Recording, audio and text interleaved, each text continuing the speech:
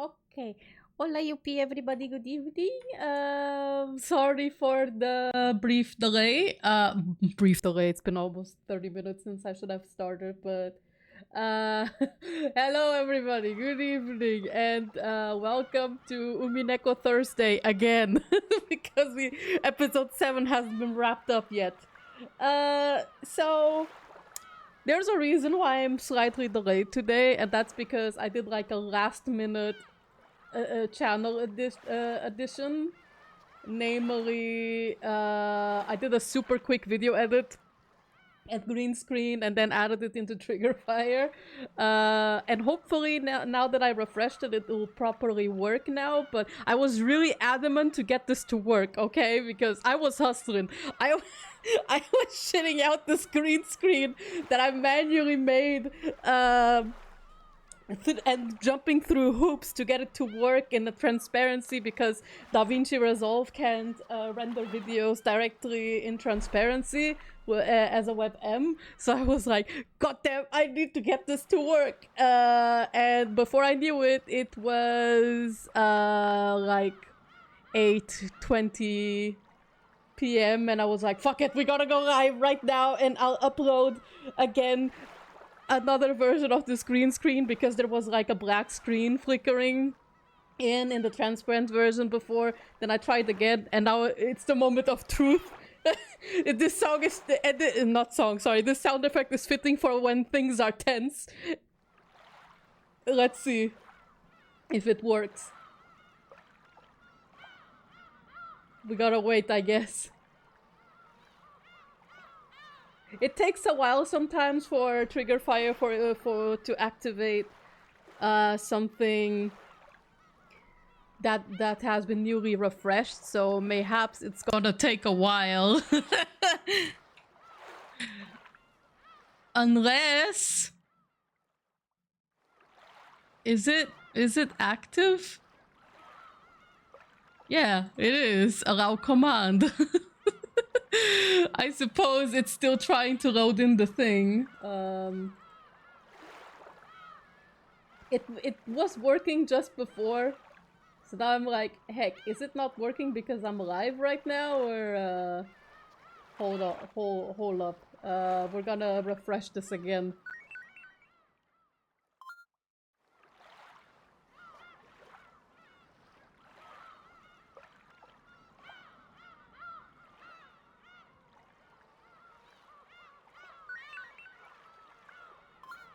Okay, let's see if it works.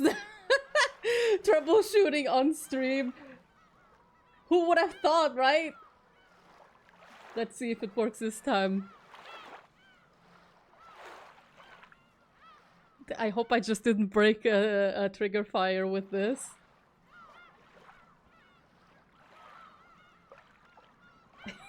Seems it's having issues loading in, huh? Let me test the others, if the others work. Yeah, they do. It works instantly. Okay, the Zawas doesn't want to work. That's kinda pissing me off at the moment. I want it to work. It's very fitting for this episode. It's very fitting for what's happening in Umineko. But now I'm wondering why it's not working. Okay, Toss UP is working. But the Zawa still aren't working. We're redeeming Zawa again. Come on, Kaiji, don't be a little shit. I need you. I need you to react for me.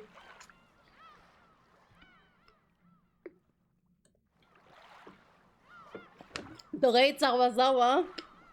Yes, apparently so, but still not loading in, I think. Do I have to, like,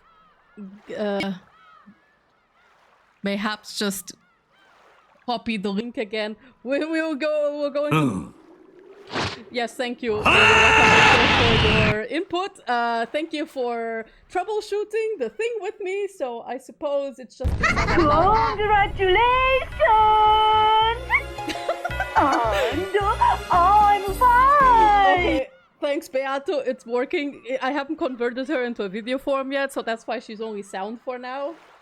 But hold on, we're gonna jump into the trigger screens again.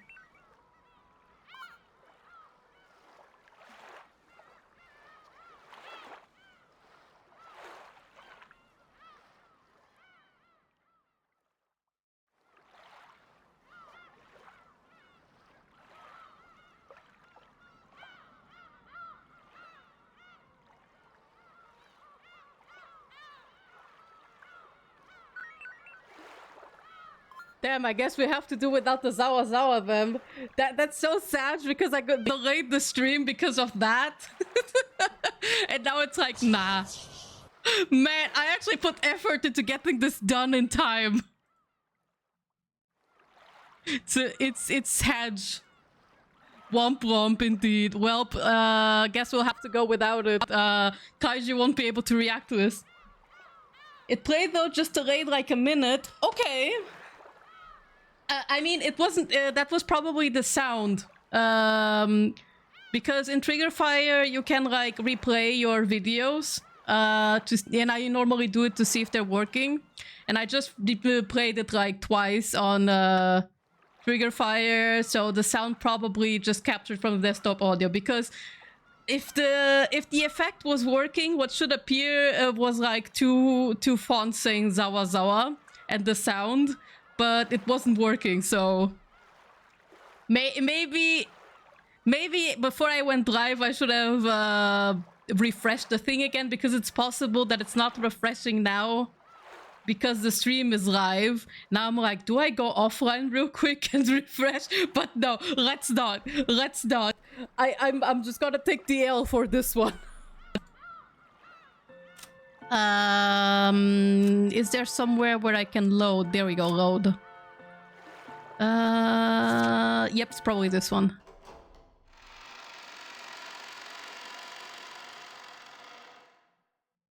Test? Alright, so, quick recap before we continue. So, Kirie Bonafide Yakuza, is enacting her plan with Rudolph, and she really said, damn, the kids are gonna jump around, might as well just kill them. Heck them kids. And she's considering killing Battler too. Everyone else is dead. Raises eyebrow. Like, Eva might not be dead. Let's see. Maybe she was lucky and wasn't hit in a fatal spot. But everyone else, including our beloved Beato, is dead. We're not doing okay, boys. 何をする気だよ。この時間に？今から？ Girlies and non-binaries and boys were not doing well. Pater yelled wildly into the receiver. When he said at this time of the night, George and Jessica turned to look. According to the clock, it was past midnight.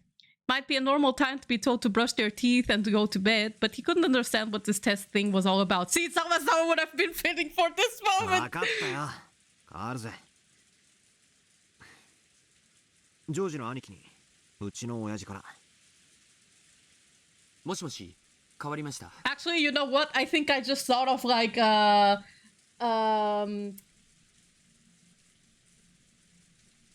makeshift quick fix for this, alright? Okay, so for every Zawa redeem, yeah? I'm manually gonna play Zawa from OBS. I'm gonna do it because I made the effort to make this work in green screen. So we're gonna do it, guys. We're gonna do it, even if I have to do it manually. So, okay, hold on. Zawa, insert media source. Now we have to go to the videos.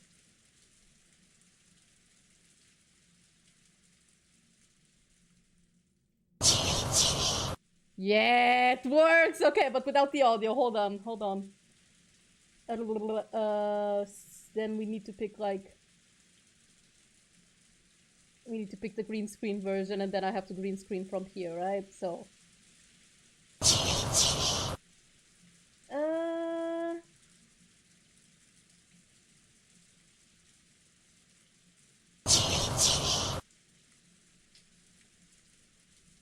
hold on. Now I just need to do something else. Advanced audio properties. So that I can hear the Zawazawas too. Monitor and output. There we go. So now I will be able to hear it. And I'm gonna have to replay the thing again just real quick. WebM. Yes! We got it to work! Okay, alright. Here's the deal. Like I said, for every Zawazawa redeem, yeah? I'm gonna play the sound manually. We're gonna do it this way. ジョージです。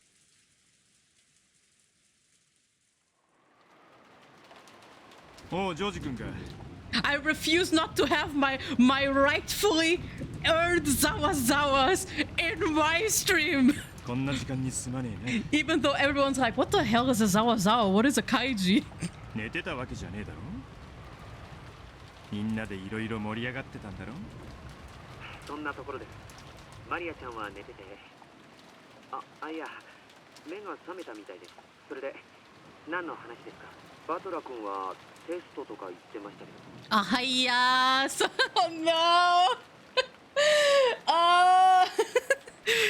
Okay, Rudolph is gap confirmed. Yes. 親父にも困ったもんさ。さっき唐突に上から降りてきてな。Makes sense. いろいろあった挙句、どの孫が次の当主にふさわしいかなんて話に急になっちまう。次期当主はクラウスおじさんなのでは。俺たち4人はみんな次期当主失格だとよ。それで俺たち親をすっ飛ばして孫から次期当主を選ぶなんて話になっちまったわ Oh, け this was the bait all 急な along. 話で俺たちも大いに荒れてる。向こうで兄貴たちはケンケンガクガクやってるぜ。姉貴の金切り声が受話器越しにも聞こえねえか。そうですか。おじい様がおっしゃることなら仕方がないですね。それで僕たちはどうすれば？ジェシカちゃんから順に一人ずつ呼び出しがあるそうだ。 Oh my god, I should have thought so in episode 4 already that this is like prime way to get you to kill your victims one-on-one. ああ、もしもし。トップバッターはジョージ君とジェシカちゃん。 What? Now it finally worked? Are you serious? ジェシカちゃんは屋敷の客前。 After like a million years! ジョージ君は礼拝堂の前まで行ってほしいそうだ。いきなりのことで心の準備が全くありませんが。Now I got jump scared by the Zawazawa. って何ですか？親父のやつめ。おかしなクイズみたいなものを作ったみたいだ。 Is it gonna play all of them like super delayed? Maybe. Maybe 当 it 主の心 is. 構えとは何ぞや。みたいな沈問らしいぜ。 It would be very funny if the delayed Zawas then play like on the correct moments. Of course, a few things about this seemed off to George. However, Kinzo was famous for doing radical things on a whim. Even this strange test seemed plausible once he heard that it was a sudden idea of Kinzo's. The test is, we gotta play Tetris, Puyo Puyo Tetris. But even so, if he wanted to test them one by one, why wouldn't he call them out one by one? They could have just had everyone wait in some reception room to be called in one at a time. Why would two people be called to different places at the same time? The plan didn't seem to make sense, and George felt he was missing something. しかし、なんだってジョージ君は礼拝堂前なんだろうな。じい様が。とよくはわからねえが、二人きりで話したいことがあるそうだ。おじい様が僕。 Okay, the sound seems to be working fine. 何の話だろうな。ジョージ君は孫の中で一番優秀だからな。何か特に話したいことでもあるんじゃねえか。 Nah, Kinzo and George? Never. とにかくそういうわけだ。すぐに移動してくれ。礼拝堂の方には俺も行くことになってる。さっさと済ませようぜ。お互い風邪をひいちまうわ。そうですか。わかりました。では僕は礼拝堂の前、ジェシカちゃんは客前。はい。それでは後ほど。 What sort of test or private conversation could Kinzo possibly want to have at this time of night? Then again, it's a well-known fact that Kinzo doesn't have long to live. It wouldn't be so strange if he wanted to give some sort of will to each of his descendants individually. Inside George's mind, the faint feeling that something was wrong was replaced by a desire to meet Kinzo directly and hear about this in more detail. George set down the receiver and quickly explained to the others. 聞いたの通りだよ。おじい様が僕たち全員に何かのテストをしたいと言ってる。テスト？何年かぶりに書斎から出てきたと思ったら、こんな時間にテストごっこかよ。たくじいさまね。It is pride both they are kinda kids. George, don't kiss your uncle. Damn. 何を考えてやがんだ。それに関しては僕たちの親も同感のようだよ。かなり揉めてるみたいだ。It would be funny if Jessica's test would be like, Jessica, you gotta kiss Shannon. 揉めたところで I forgot they were related. I mean, it's easy to forget when we are just about to watch Rudolph and Kiria just shoot them all dead. そういうことだね。仕方がない。当主様の命令だからね。 Someone protect Maria. Yes, please. She's only 6? No. Sorry, she's 9. But still, please protect. Maria deserves everything in the world, but not まず this. 最初は僕とジェシカちゃんが呼ばれてる。僕は礼拝堂へ、ジェシカちゃんはお屋敷の客前だそうだ。Mm. 俺とマリアは追って連絡があると思うよ。 Ah, just like in episode 4. 真夜中のテスト。なんだろう。どんなテストだろう。クイズ？パズル？マリア、狼と羊のパズルが得意。Yes, Zawa indeed. Thank you. It seems it's working this time. Maria, who was now fully awake, seemed to be very excited about this unexpected midnight test. じゃあ俺たちは留守番してるぜ。じゃあ行ってくれよ。You know, the funny thing is, I can't tell if this Zawa is like a delayed Zawa or if it's like the recent Zawa. もう待ってるみたいだし。次期当主は孫の誰かにね。私には好都合だぜ。誰かに押し付けるチャンス。マリア、次期当主になる。You should have. なりたい、なりたい。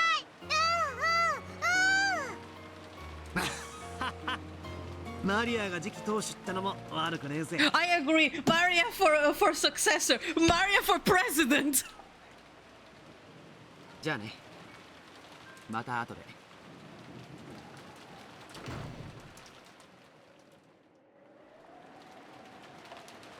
If Maria says she wants a cake, she will get the cake. If she says it is law for everyone to believe in witches, I will believe in that law. I mean, I have to. I'm a witch myself, so if I didn't believe in that law, I might as well be dead. Rudolph put down the receiver and stood up. さて、俺は礼拝堂前か。冷えそうだな。ゴーダさん、戻ってきたら熱いコーヒーの用意を頼むぜ。He's dead, isn't he? Yep. Next to Rudolph, Goda was lying face up. His face was covered by a crossword puzzle book. However, its pages were stained in blood, and he didn't need to move the book to imagine how he had met his pitiful end. どう？ Oh, a massacre. いい脚本だったでしょ？ああ、親父に感謝だぜ。 Oh, you came up with it. 親父の気まぐれってことにしときゃ誰も疑いやしね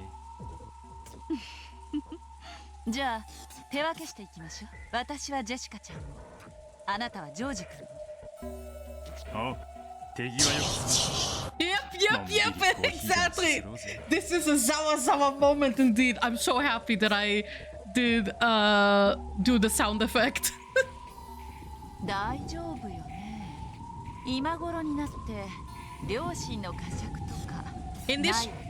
Initially, I was going to have Kaiji's face blend in, like he's looking scared shitless.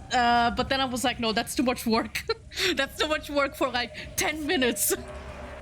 Kiria smiled coldly.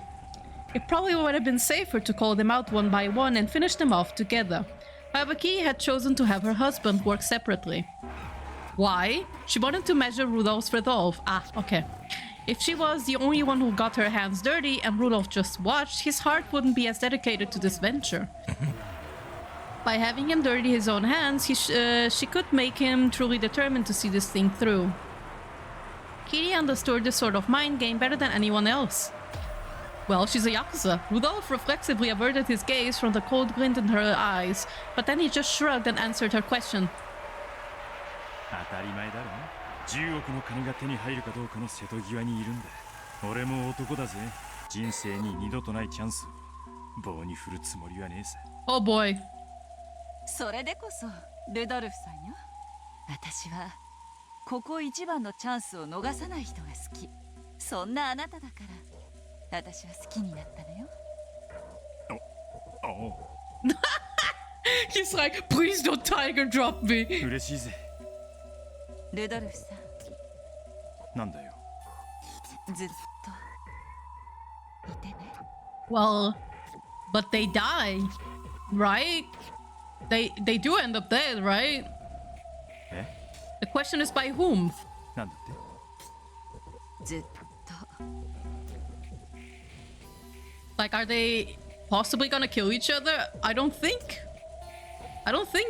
Kiria would. 私の好きなルドルフさんのままでいてね。Oh dear, the yandere is coming out. 当然だろ。俺がいつお前を失望させたよ。When you cheated on her. お前はそんな心配より祝杯をあげる時のシャンパンの銘柄でも迷ってろってんだ。そうする。いい？バトラ君が大事なのは礼拝堂前でジョージ君をやっちゃダメよ。死体を見つけられたら面倒でしょ。True, he's gonna start yelling and crying. ああ、分かってる。 As anyone else should. その辺にうまく誘い出す。雨の屋外でどうとでもなるさ。西部劇の悪役じゃないんだからね。メイドの土産とか最後に言い残すことはあったからそんなことやっちゃダメよ。Kiria lifted up her gun again and ran the lever. To eject the casing from the round she had killed Goda with. Oh, she did it! I see. She isn't messing around for real. Like, for real.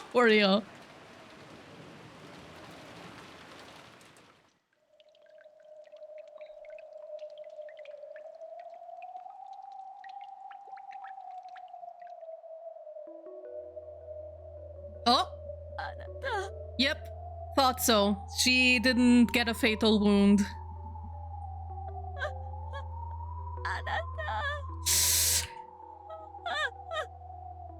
Oh boy.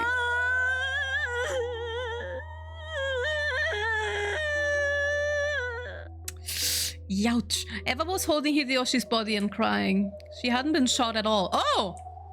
The bullet had grazed her head and missed. Ah, she hadn't been playing dead.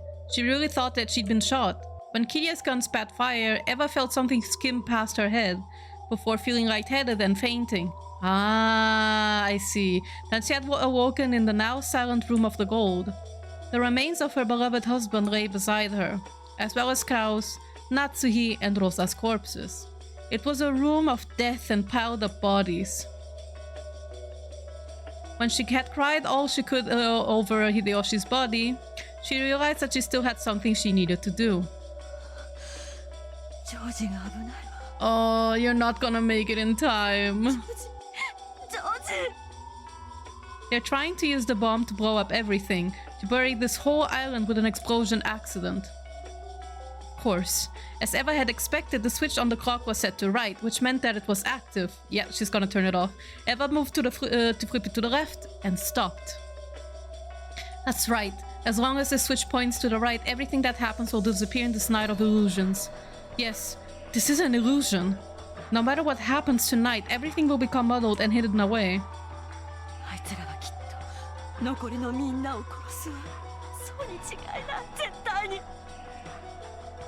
When she looked at the table with the box of bullets, she saw signs that they had roughly grabbed a bunch of bullets before leaving.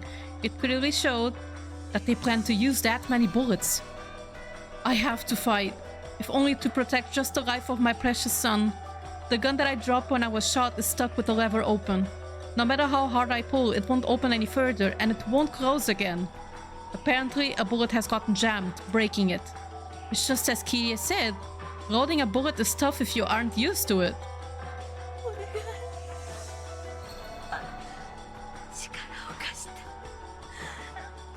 ジョージを守るために力を貸して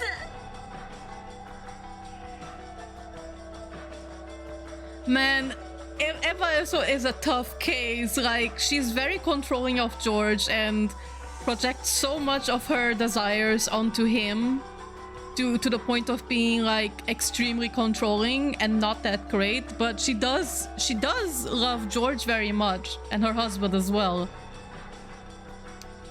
In Hideyoshi's hand was Krause's gun, which he had been trying to pick up. Eva took it, prayed to her husband one more time, and tugged on the lever handle. With a light metallic sound, the golden casing spun through the air and bounced off the ground. When she timidly tried to push the lever back, this time it returned to its original place without any resistance.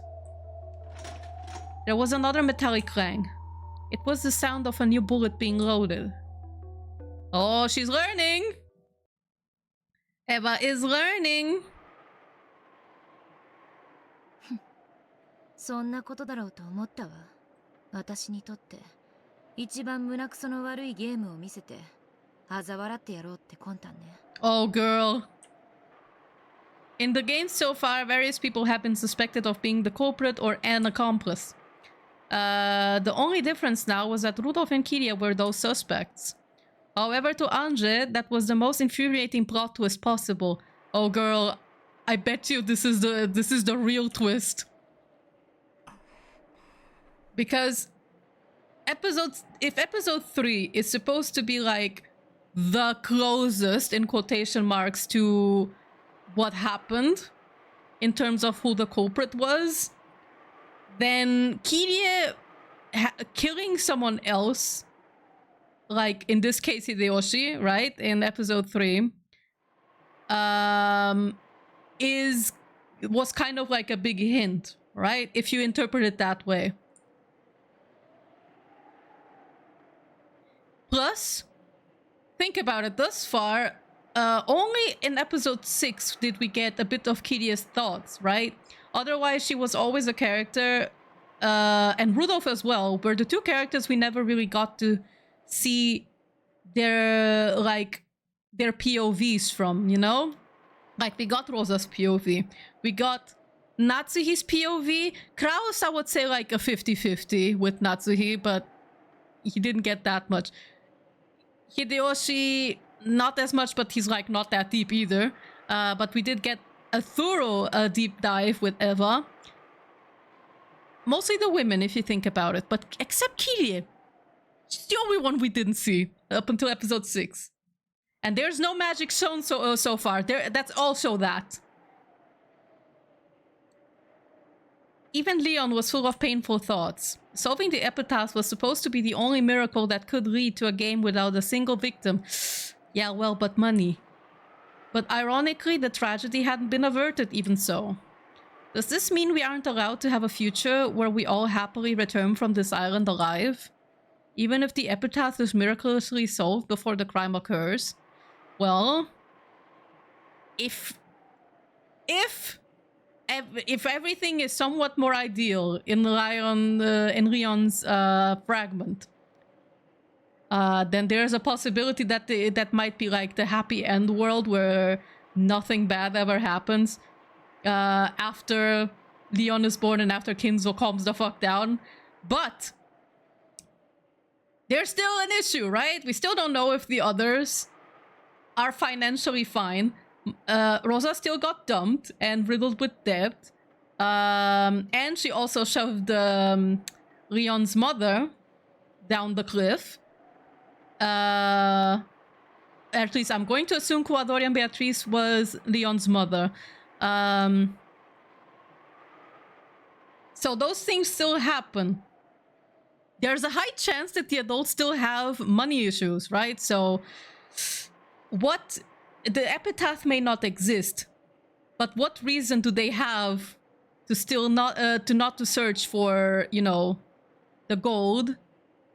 And I think Eva would be the first to suspect about Leon, you know, about who are their true parents and all that. There is a chance that Eva might be like, it's way too convenient that Eva did have a son and then immediately after a daughter.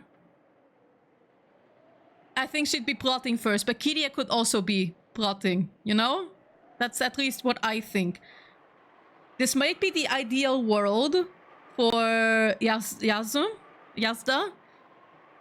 and / Beato and / Leon. But is it the ideal world for the others? Is my question. Anyway, finishing up that theory and that yapping. I already read this part. A miracle certainly will not occur.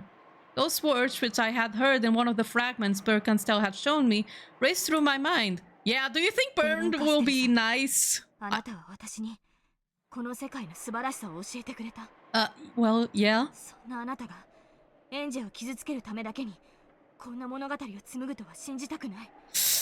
About that, I think she did it just to rip it all away from you. Just watch. Just watch.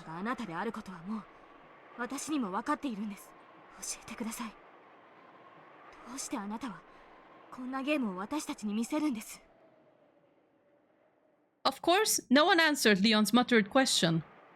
The game created to mock Anje continued emotionlessly, with more terrible twists that didn't betray anyone's expectations anymore. 好きに最悪のゲームを繰り広げればいい。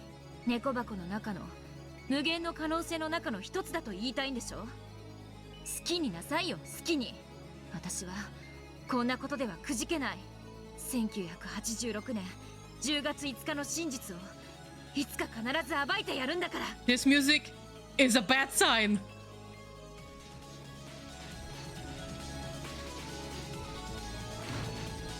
After meeting Kiria in the parlor, Jessica was told that the test would be held in the dining hall, and she followed Kiria there.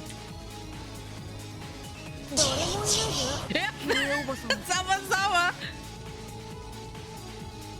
Nothing bad ever happens to the Kennedys. Car crash. That's pretty much how it feels like. It's like watching a slow car crash.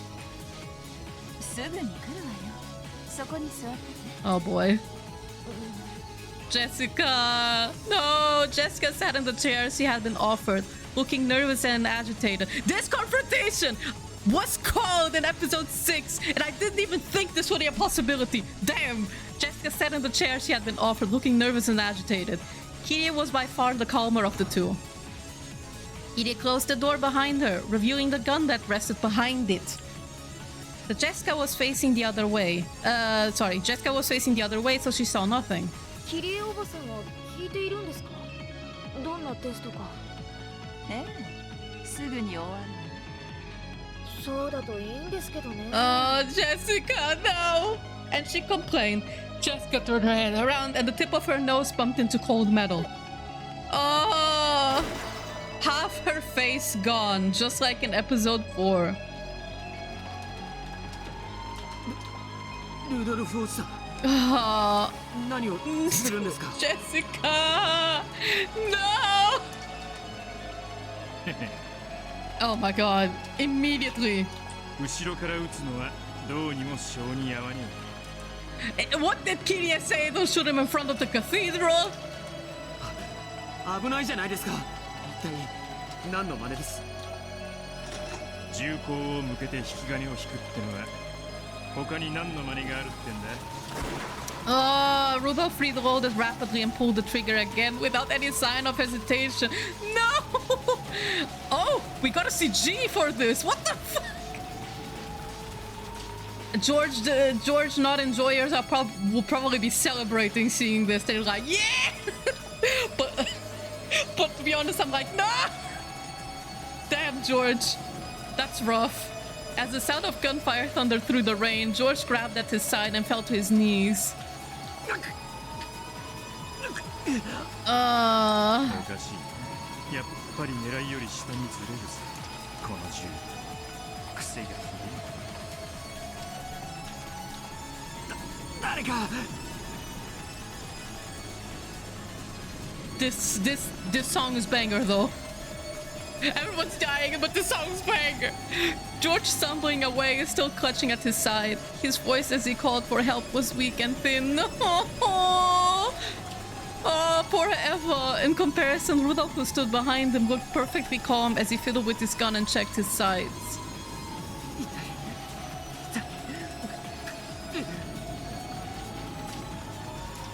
You know what's bad? When the church rave music plays, you're so right. It felt to George as though something had been gouged into his side. It was so painful that he could barely stand and walk. Man, if Eva saw this, I feel like crying, but more over Eva, rather than for George as well, but more for Eva. He leaned against the trunk of a tree. After he crouched down trying to cover his wound, he was no longer able to stand back up. George didn't have a clue what was going on. However, he had felt as though something was wrong with this whole time.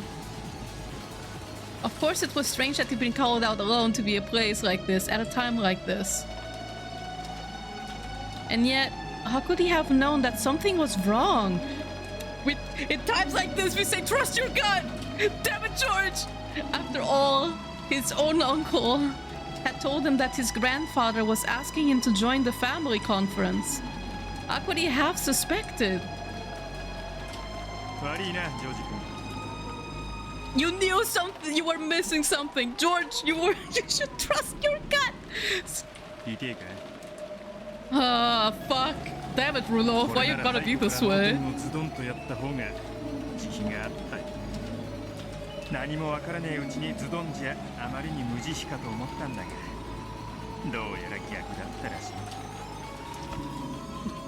Oh, he's crying. No.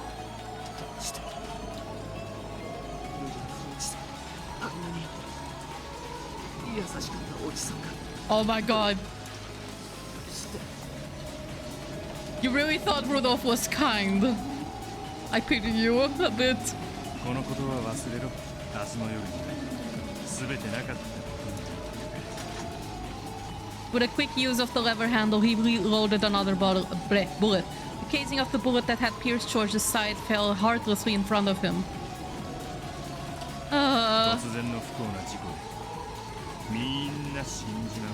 Yeah, well, about that.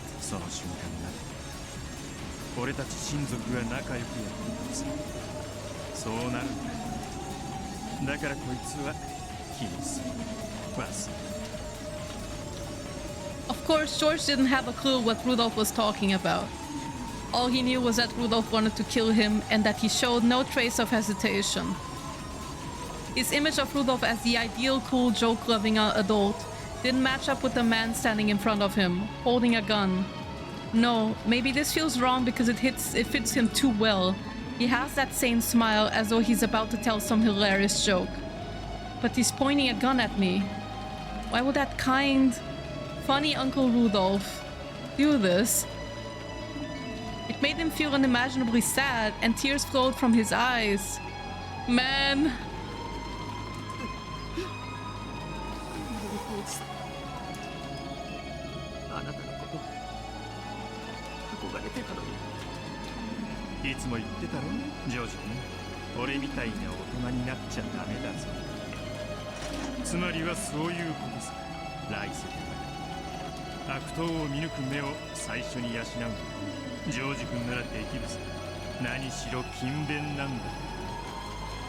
No!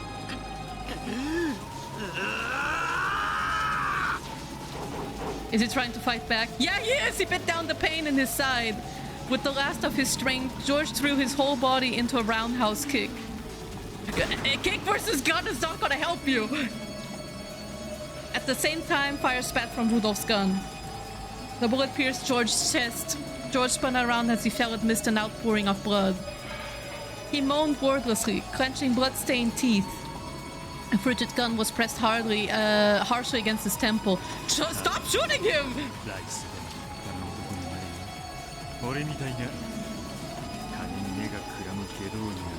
Oh my god. Moral of the story. Money bad.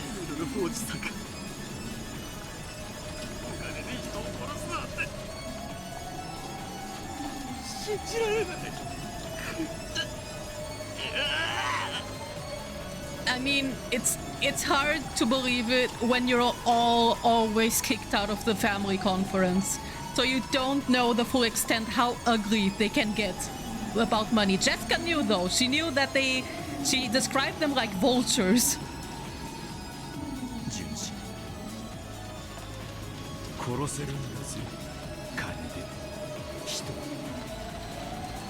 The ruthless trigger forestalled any further questions. George's hands, which had been covering his wound, dropped lifelessly. When Rudolph saw the last glimmer of life leave him, he sighed deeply and looked tired. What did Kiria say about killing people in front of the chapel? Are you trying to set up an excuse to kill her? So that battler sees George and then he's like, sorry Kiria, I choose my son. If he doesn't die after all, right? Because Eva, we know for a fact she comes back, but why doesn't Battler come back, right? So it's possible that she just will get up and kill all of them, or the Battler family is just gonna kill each other. Rudolph looked up into the dark, rainy sky, the rains drop, hitting him full in the face, and laughed with an indescribable expression, his tongue hanging out. He's gone full cray-cray.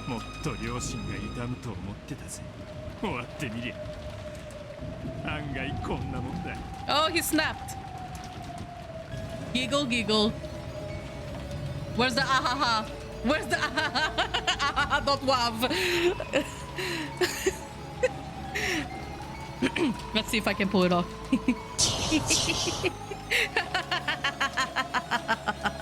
Rudolph laughed. This was probably just the thing Kiria had hoped for. It had taken considerable effort to kill George. He may have been merciless, but the last traces of a conscience in Rudolph's heart had probably slowed him down. However, now that he had killed someone with his own hands, a turning point that few people ever reach, Rudolph had finally awakened. No, he finally understood.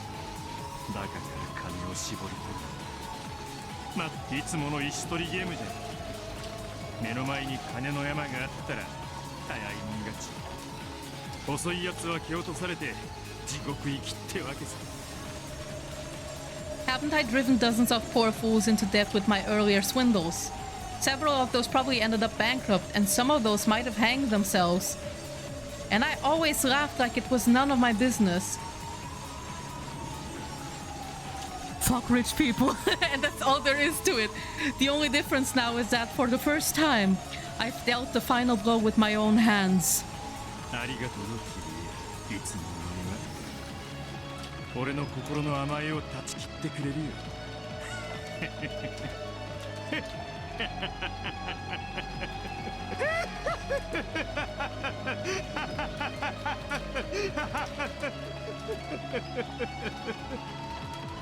Good laugh, but Rike Koyama, you can do better. Rudolph's evil laugh rang out.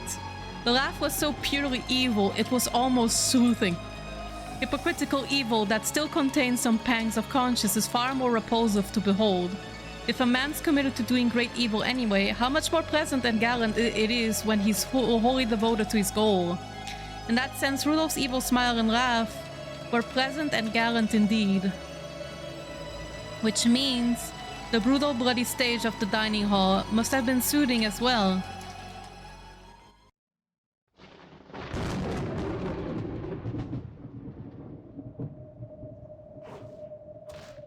Okay.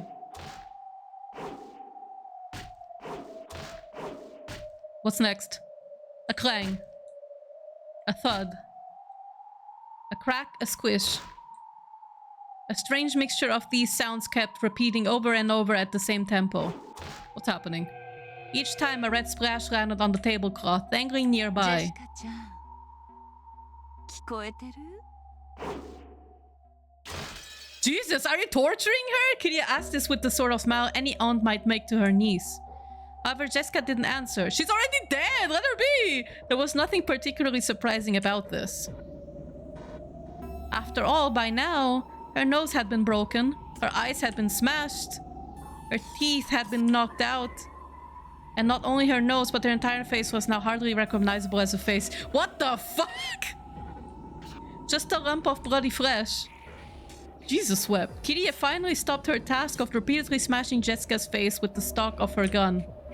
Still sitting on top of Jessica, she tossed her gun to the side, pulled a compact out of her pocket, and looked at her own face in the mirror. Whoa, Jesus! that is a girl boss moment in a way. Then finally, she realized that her face was covered by speckles of fresh blood. ひどいありさまだわ服も台無しじゃない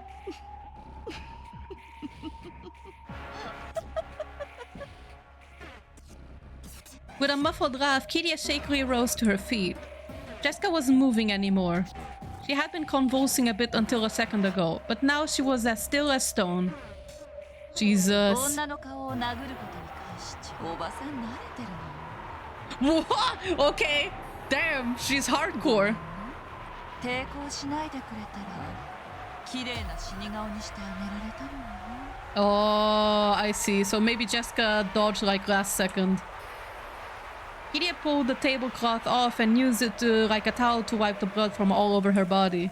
However, instead of taking the blood off, it just smeared it around and did nothing to remove the stench of blood and death that covered her. When she got tired of rubbing the tablecloth against the blood, Kiria walked over to the extension line telephone in the corner of the room.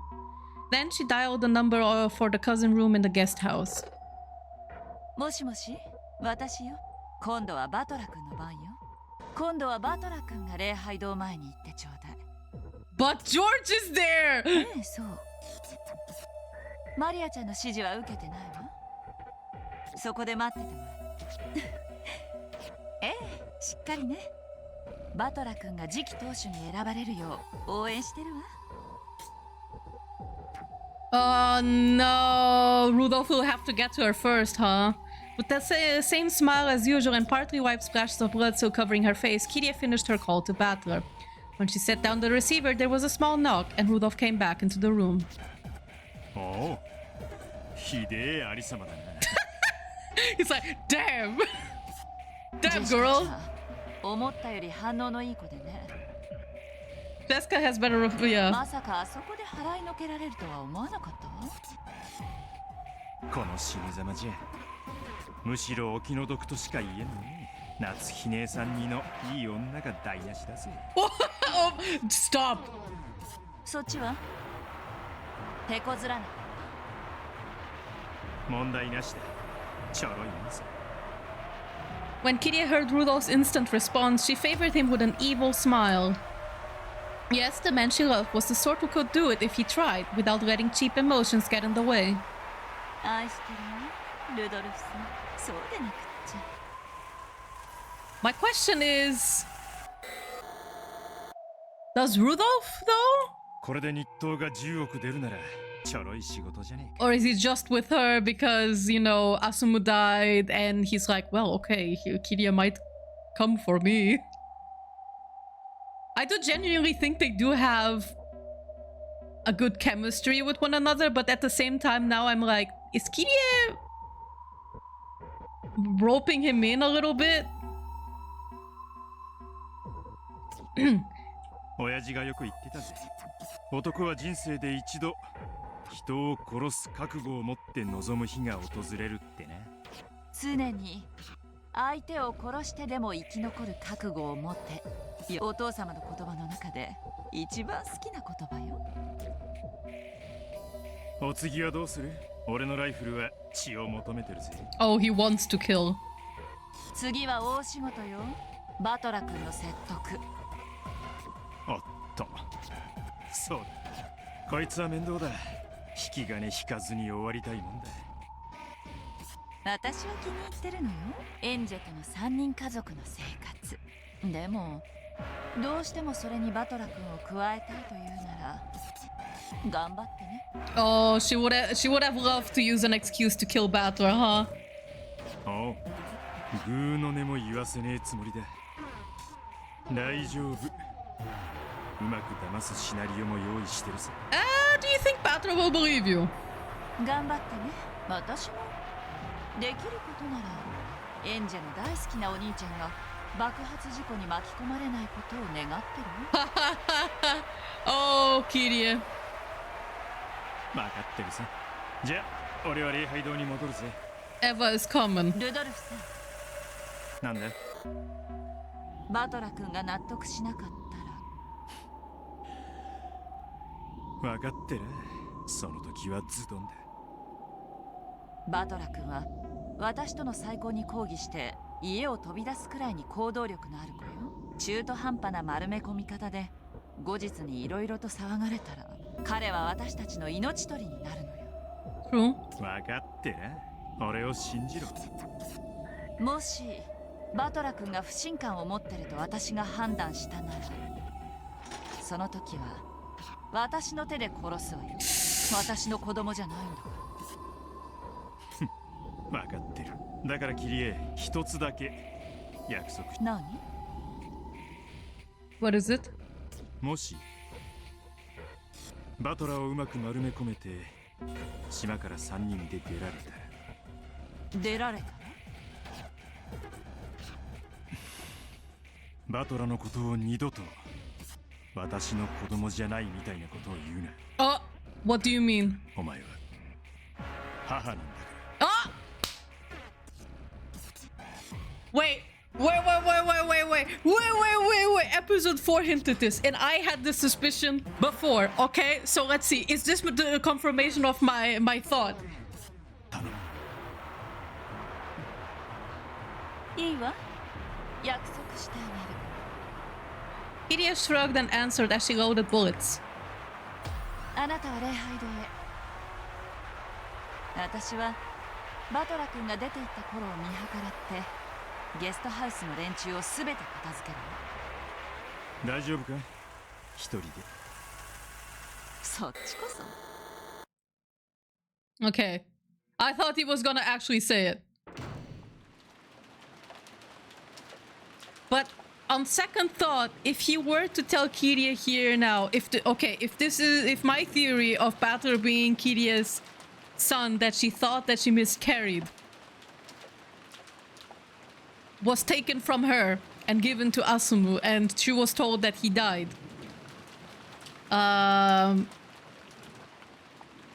Because in episode 4 we do get the red truth that Batra is not Asumu's son, right? And he couldn't say it either. And before that red truth came to light, I already had started making this theory because Anja and Batra look very alike to each other. They have the same features. They have the red hair, the blue eyes, and all of that. And if you look closer, Batra has more similarities to Kiria than you think. At least I think so. So yeah, I thought that Rudolph was about to say, actually, I took your baby from you and told you miscarried it. If this is true, not sure if Rudolph wants to say that when she has a loaded shotgun. Batra left the guest house under an umbrella. He had been called to the area in front of the chapel, just like George had been. Not even 30 minutes had passed since the time George and Jessica had been called out. Apparently this test didn't last too long.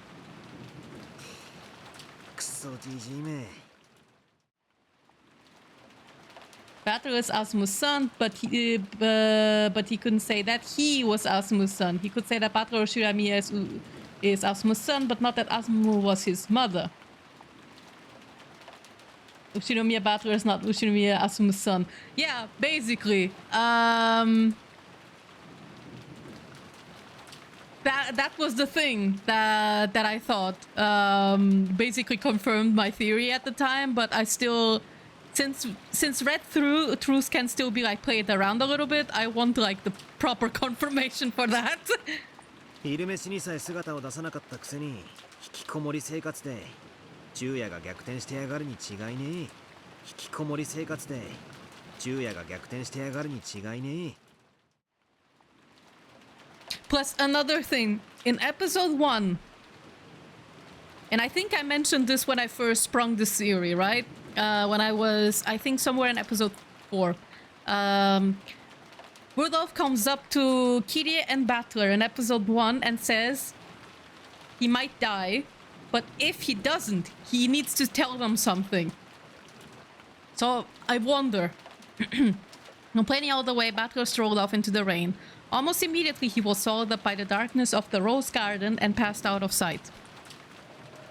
And then Kirie could be seen coming out from the darkness of the rose garden.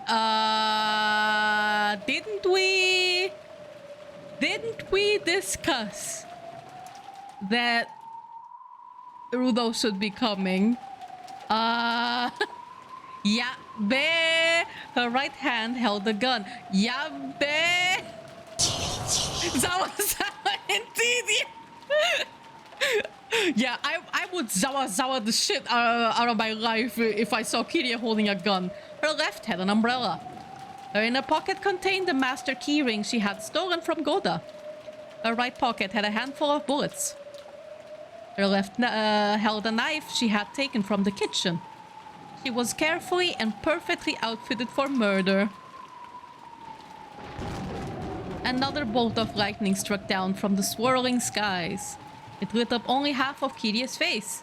Her cheek was still covered with Sheska's blood. Under the eaves, Kirie folded up her umbrella, smiled, and spoke to no one. Tadaima, minna. Ah, never mind. She is in the guest house. No, Maria! Maria, no! No, no, no, no! No, no, no, no, not Maria!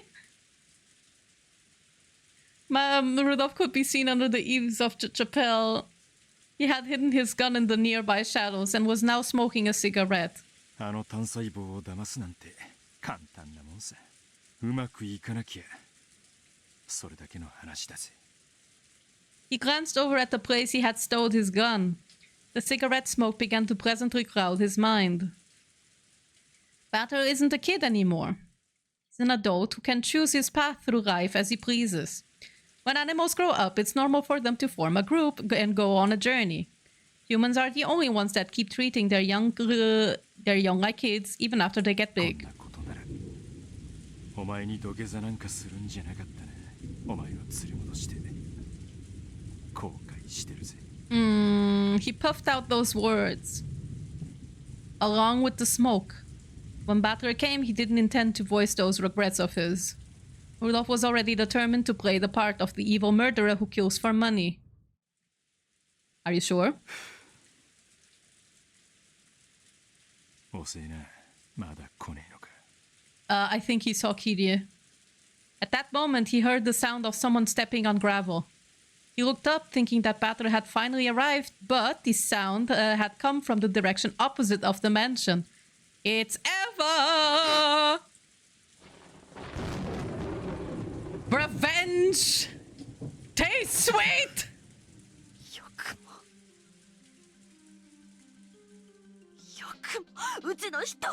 And to your son. Oh shit! Oh fuck! Oh fuck!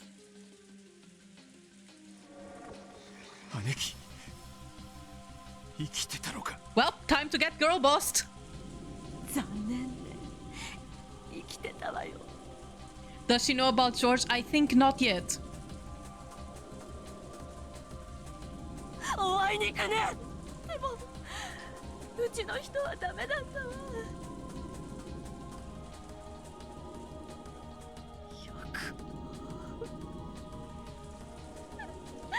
よくも。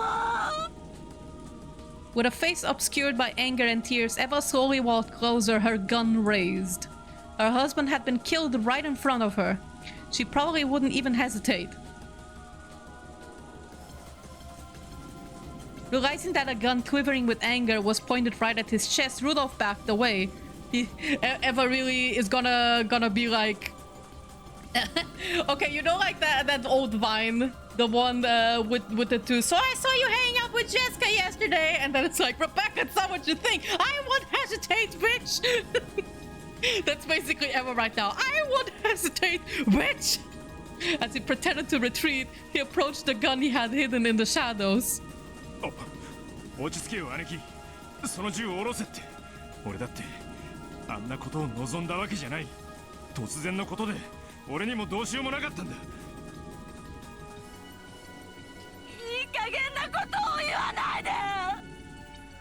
Yep. Oh boy. As Eva has said, it really had been a half-baked pointless thing to say. Rudolph would have said anything if he thought it would calm Eva's emotions before she pulled the trigger. I think you're gonna piss her off more, which she looked capable of doing at any moment now. Then, Rudolph's foot came in contact with his gun. とにかく話をしよう。 Nope. もうじきジョージ君も来るはずだ。いやジョージ君、ここだここだ。 Rudolph waved as though George was coming from behind Eva. I think she already seen him. Let Eva's attention turn in that direction. That idiot. My simple big sister has always been a sucker. Die! Gunfire. She shot him. Then, a bit later, the sound of something heavier than rain drip-dropping onto the cobblestone. Yep.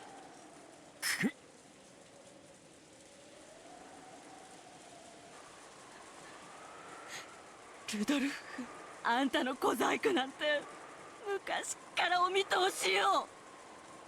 The bullet Eva fired went straight into Rudolph's chest. The bullet Rudolph fired at Eva missed, landing near her feet. やっぱこの銃狙いが下にずれてるぜ。 Whoop. If the gun shoots low, I wonder if Eva has been aiming in Rudolph's face. He dropped the gun into a puddle with a splash, staggered backwards, and leaned against the wall of the chapel. ちげえな。悪党の弾は外れるってのが西部劇のお約束じゃねえか。 Oh, and now Batro's gonna see it, and he's gonna think that Eva killed everybody, huh? Eva dashed up to him, kicked away the gun that had fallen into a puddle, and grabbed Rudolph by the collar. He's gonna gloat now. Now he's gonna gloat. He's already dead. 悪いな、兄貴。もうやっちまった。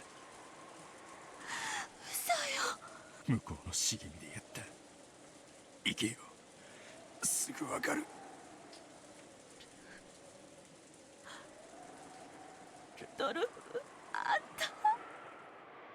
Eva, who claimed to know all of her little brother's tricks, also knew that Rudolph's final words as his consciousness began to fade thanks to the bullet wound were not a lie.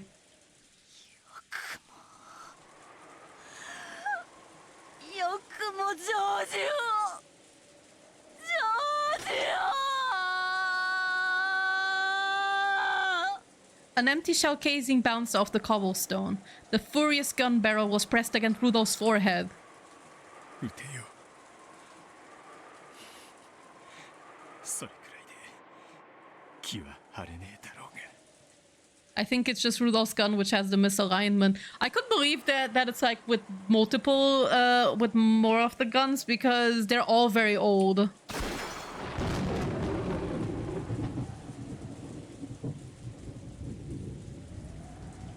A bolt of lightning turned everything white. However, the wall of the chapel was stained blood red. A red splash like a crushed tomato came out from the back of Rudolph's head and covered the wall. Then, leaving a red trail behind him, Rudolph sagged downwards, sat on the ground and fell over.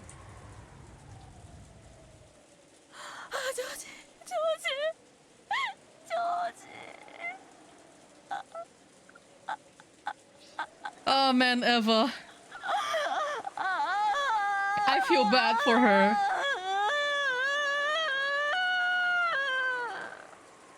Eva dashed off towards the bushes.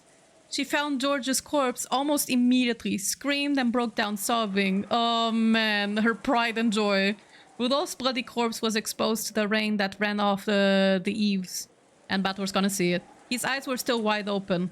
A fist-sized flesh-covered hole was open in the back of his head, and his insides were exposed to the open air. Jesus. Inside was a mixed jelly of flesh, brains, and spinal fluid. Dude, I don't want to read this! I just ate that goop, which looked like someone had mixed it up with a spoon, dripped from his eyes, nose, ears, and mouth, and the hole in his head.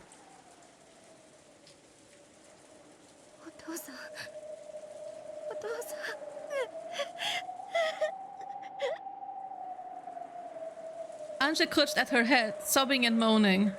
Her father had dirtied his hands with murder over money, and on top of that, he had faced such a cruel end, and Eva had been forced to see his corpse.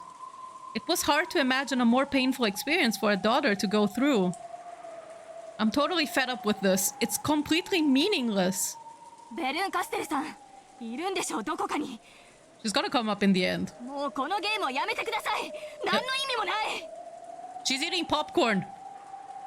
As if in answer to that yell, a black shadow appeared a few seats in front of them. Oh, there she is. She's like, hi. I'm getting my second serving of popcorn, is what she's saying.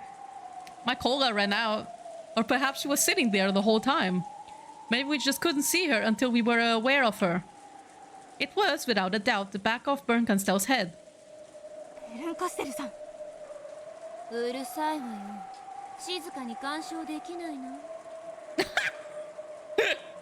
Oh my god! The witch turned around with bored eyes, as though the two people yelling were the strange ones.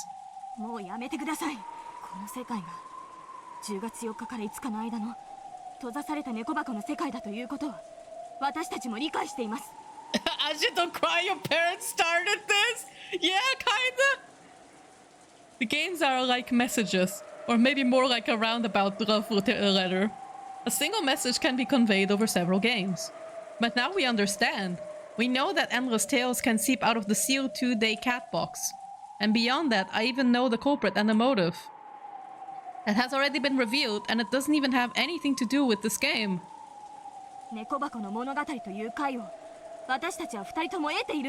To be honest, the motive... We do know it's related to Battler and the Promise, but there was something about, like, why did he have to come exactly back on that day, right? So... makes me wonder. My assumption is not just that George asked to marry Shannon, but also that the epitaph got solved that day and then all of this started happening. But why is Battler named as a motive is what I'm curious about. Like specifically, because you came back on this day, the murders happened. Hmm.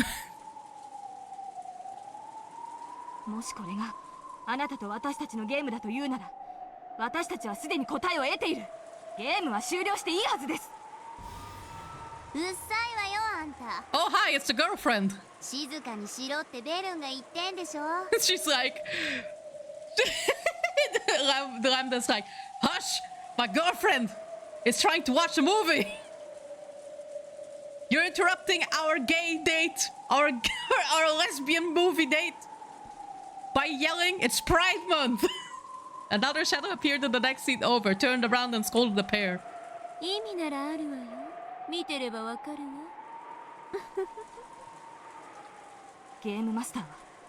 Yeah. Oh?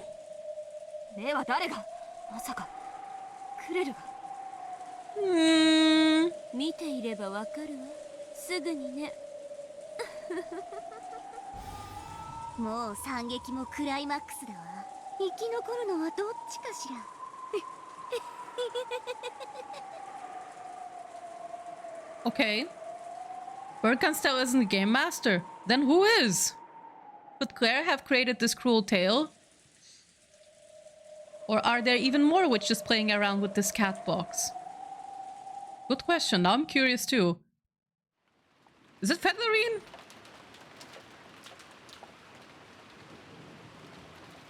Could it be that it's Fedlarine?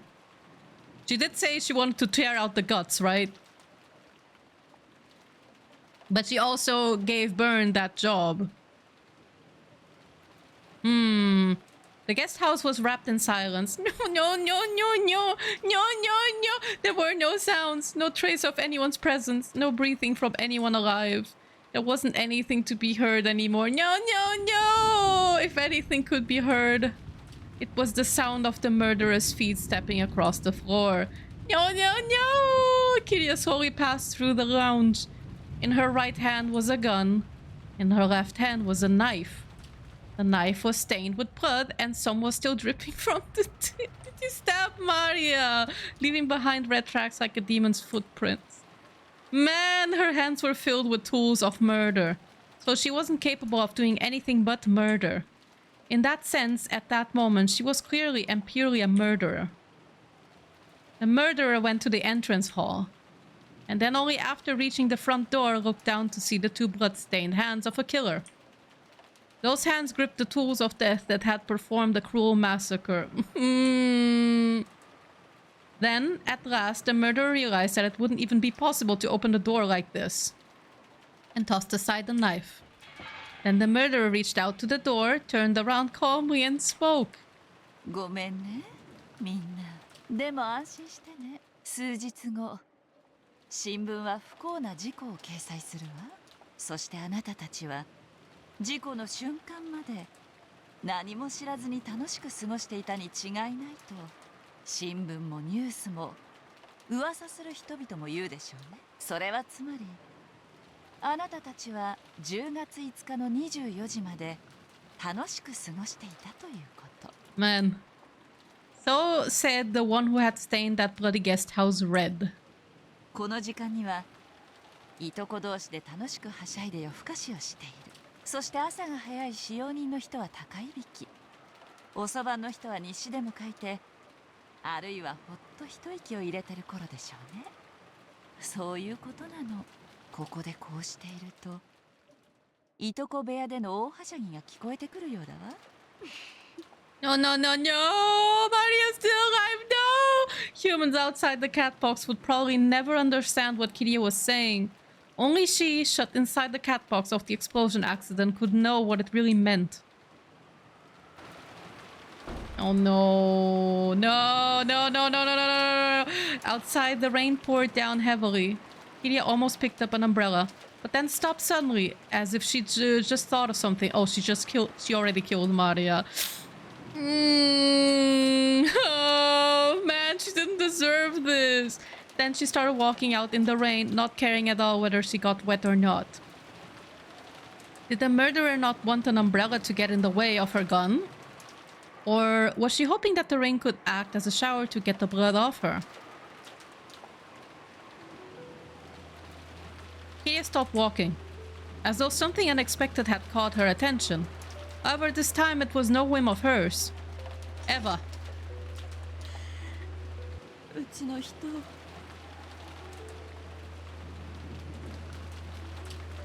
よくも殺したわね。 Well,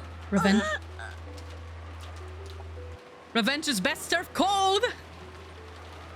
あら、エヴァ姉さん、ショックだわ。あの距離で外してたなんて。私も驚いてるわ。まさか自分が生きてたなんてね。礼拝堂裏の地下階段から戻ってきたの？なら、ええ、礼拝堂の前でルドルフにも会ったわ。元気そうだった？ええ、兄弟で久しぶり。仲良く語り合ったわ。So how's she gonna react? そう、目立ちたがり屋なのにここ一番で頼りない人ね。やっぱりあの人は私がいないとダメなのね。 Bro! Come on! Damn, she really went, damn, he's useless without me. After that short exchange of words, Kiria already knew that Rudolph had been killed. However, no trace of urgency or panic rose to her face. She just closed her eyes with her usual unconcerned expression. And when she opened them again, she had regained her composed smile. ありがとう。感謝するよ。これで本当に私が全てを独り占めね。その服の血は何？あんたゲストハウスから出てきたわね。まさか。そうよ。I wonder if Kiria really cares if she's clearly a sociopath. The girl bossing is too strong. I think it could be possible that she had already in her mind somewhat accepted the possibility that Rudolph might get killed by her even. Like, say he doesn't manage to convince Battler. And Rudolph is still like, no, I refuse to kill my son, then she'd likely just kill them both. 今私殺人事件の真っ最中なの。殺したの？みんな？マリアちゃんまで？ Yeah, damn, even Emma's like, what the fuck is wrong with you? 生かして朝を迎える理由がないの。朝になれば騒ぎになって面倒になる。無線で島の外に連絡したり助けを求めたりするかもしれない。だからこれが極めてベストなの。チェス盤をひっくり返して考える。人でなし！金に目がくらんで人の命を奪うなんて！あなただってうまいことやったわ。Come on, that was an accident. あれは事故よ。殺すつもりなんてなかった。あんたとは違うの。違わないわよ。もし銃の暴発が起こらなければあなたたちはいつまでも口論と組合を続けていたわ。そうすればあなたたちも数手遅れで私と同じ答えに行き着いたはず。Damn. 私は殺人鬼じゃないわ。いいえ、なり損ねただけの立派な殺人鬼よ。エヴァ姉さんは暴発に救われただけ。あの幸運がなければ、そして私があなたより先に実行に移さなければ、あなたが私の役をやっていた。それだけはあなたがいくら否定しようとも変わらない異なる未来の真実なの。Well, right, episode 3, わけのわからないこと言わないで。 She's trying to buy time. However, on the inside, Eva understood. Back then, she had probably been saved by that accidental discharge by coincidence. If the argument had continued much longer, she would surely have grown a desire to kill Kraus and the others, and might even have carried it out. Well, we know what happened in another world, right? She simply could not deny the existence of that demon deep within her heart. Only the theater goers knew. They knew that she could become a killer in another world. Kiria, who didn't have the theater-going ability, knew this fact as well. Maybe there really was something extraordinary about her after all. She just has a sharp intuition. So for some time, Eva could only grind her teeth in silence, still pointing her gun. 私にはわからないわ。あなたも自分のお腹を痛めて子を産んだ経験を持つ母のはず。命の尊さを。そのあなたがどうしてこれだけのことができるの？子供なんて勝手にできるわ。If you just sleep, bro. Okay. Well, Rudolph really did do some damage. そういう話じゃないでしょ。子は貸せないって言うわよね。それが何？子は夫をつなぎ止めておくためのかすがいなの。Man, the whole Asumu thing really fucked you over, didn't you? 私のことを認めさせ、あの女から彼を取り戻すためのかすがいだった。Okay, that's fucked up. Come on. でもルドルフさんはあなたが殺したの？だったらわかるでしょ。Are you just gonna ditch Anje? Is that why Eva felt compelled to adopt her? わかるってどういう意味？私はもう誰かの妻でもないし母のつもりもないということよ。私は私。キリエ、ルドルフさんが死んだ今、後ろ宮でさえないわ。私は私の得になるように生きる。Sheesh! そうね。ルドルフは That's 死んだ。 sad. あんたは妻ではなくなったかもしれん。で、エンジェちゃんがいるでしょ。あんたはまだ母であり続けるはずよ。ルドルフさんがいなくなった今、エンジェは私にとって必要なものじゃない。Oh Jesus, this game board feels like maliciously put together. I mean, I do think it's the truth, but oh dear.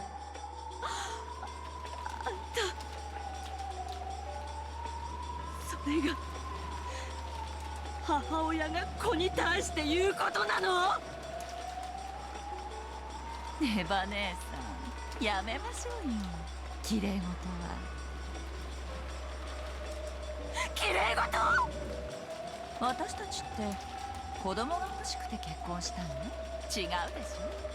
好きな男と一緒に暮らしたいから結婚したんでしょ。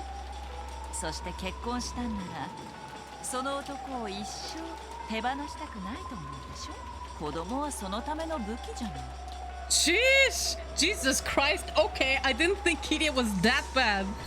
そんなこと考えて子供作ったりなんかしないわよ。 But again, is that all of it 100% true, or is she just saying that like maybe that is a way she feels, but not 100%, you know, because in which episode was it which she had a heart-to-heart with Rosa about I understand what it's like to be a mother and I really want to go back to Anjay and stuff like that, you know? So I think she's being honest in part, but not completely. そんなこと考えて子供を作ることもできるの？ That is true. Ide kept on speaking emotionlessly, ignoring the falling rain. Her relaxed smile didn't falter for an instant. エンジェなんてルドルフさんを縛り付けるためのただの鎖、あるいは家族ごっこをするための子供の役というのか。私にとってエンジェはルドルフさんの前で良き母を演じるときに必要な駒なだけ。Ay, Jesus wept. Oh, this hurts. あんたそれをエンジェちゃんの前で言える？さすがに気の毒だから本人には言わないよ。悪いお母さんを許してねとでも書いて姿をくらますつもり。ローザさんとマリアちゃんを見ればわかるでしょ。Oh, do not. ルドルフさんがいない今、エンジェなんて私を縛る鎖なだけ。私は元のたった一人のキリエに戻り、のんびりと余生を楽しむつもりよ。She wants to skip the stigma about, oh, but you're a single mother. 新しい挑戦、新しい人生、ひょっとしたら新しい恋もあるかもね。それでも人間なの。それでもエンジェちゃんの母なの。エンジェなんかしたことじゃないわよ。あんなクソガキ、可愛いと思ったことなんて一度だってないわよ。Oh my god. Yeah, yeah, okay. This feels very malicious. あんたって人は。あなただってもう家族ごっこから解放されたでしょ。謳歌しましょうよ、女の自由を。感謝してほしいわ。ジョージ君も殺してあげたんだ。 What? No!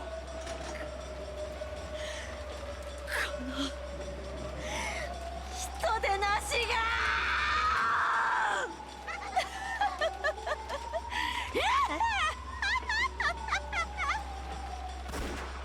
Okay, so who dies? The two yells and the sound of gunfire thundered across the dark rose garden. Slowly, Eva fell backwards. Then she landed in a puddle, scattering countless drops of water. Across from her, Kiria spun around as though dancing. Okay, she died. Beautiful black rose petals scattered around her. The petals were a dark, dark red.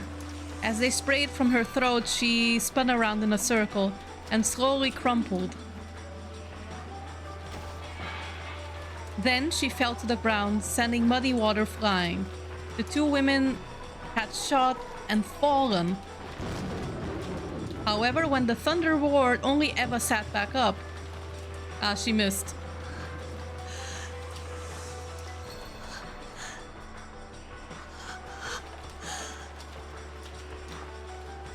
Eva hadn't been shot. Kiri's intensity had made her fall backwards, but the bullet had once again slipped right past her. Eva cursed her good luck. Why couldn't this luck have saved her husband or her son?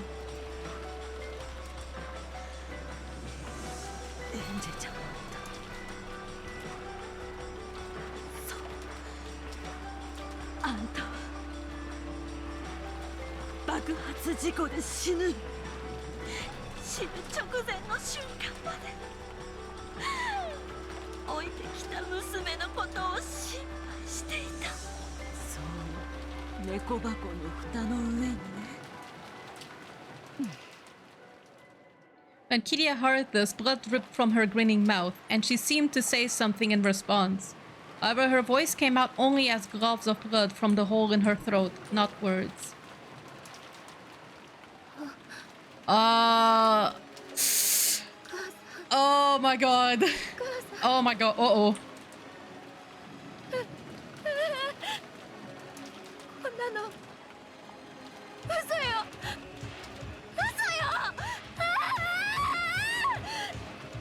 Oh man, not good for Angie. どうか落ち着いて。これはゲームです。あれがあなたのお母さんの本心のわけがない。こんなのゲームマスターがキリエおばさんのコマに言わせてるだけに過ぎません。But saying that did nothing to calm Angie's sobs. I don't blame her. Even if she knows it's just a game, she's been forced to see not only her mother's death, but also her mother announcing that she was the culprit of a mass murderer who didn't even love her own daughter. Anyone would sob after hearing that. Yeah, that would break someone. もういい加減にしてください。誰がゲームマスターだろうと知ったことじゃない。今すぐこの無意味なゲームを終わりにしてください。When Leon yelled this, the theater suddenly went pitch black, swallowed in darkness. However, that wasn't enough to shock Leon. Leon continued to yell Berncastell's name into the darkness, telling the witch to stop this game. Then, a single beam of light shone down upon the stage. Claire. There was Claire, the one who had appeared for just a second right before this cruel game began. フレル、やはりこれはあなたがゲームマスターだったのですか？わからない。どうして？ Claire didn't answer. In fact, it looked as though she hadn't even heard. Her eyes were blank and you couldn't tell what she was looking at. In fact, she was even forgetting to blink. She looked just like a doll. Then, another beam of light lit up the side of the stage. There's Bern. Beneath that light stood Berncastel. At the same moment, though there appeared to be no one in the audience, a thunderous applause rang out. Berncastel raised her right hand in response to the applause. She kept doing so until it died down. ベルンカステルさん、やはりあなたがこのゲームのマスターなんですか？リオン、私はゲームマスターじゃないと何度言えばわかるの？では、フレルだというのですか？ No. そんなはずはない。ええ、そんなはずはもちろんないわ。だってクレルは死んだもの。私たちはその葬儀に立ち会ったはずよ。忘れた？では、ここに立っている彼女は一体？ A doll. 死体よ。剥製じゃないよ。だからもちろん中身がある。綺麗な姿で隠しているけれど、内側にはドロドロの腹渡が詰まっている。So now you're gonna do it. Tear out the guts, literally. When Berncastel raised her right hand, the light fell on it, and a black shining sight appeared there. It was a cold, merciless, and cruel object like something a classic Grim Reaper might hold. 何をする気ですか？生きてはそのあがきをめでる、死んでは綿をかき出してめでる。物語を二度楽しめるのよ。それは感激の魔女というもの。 Oh god.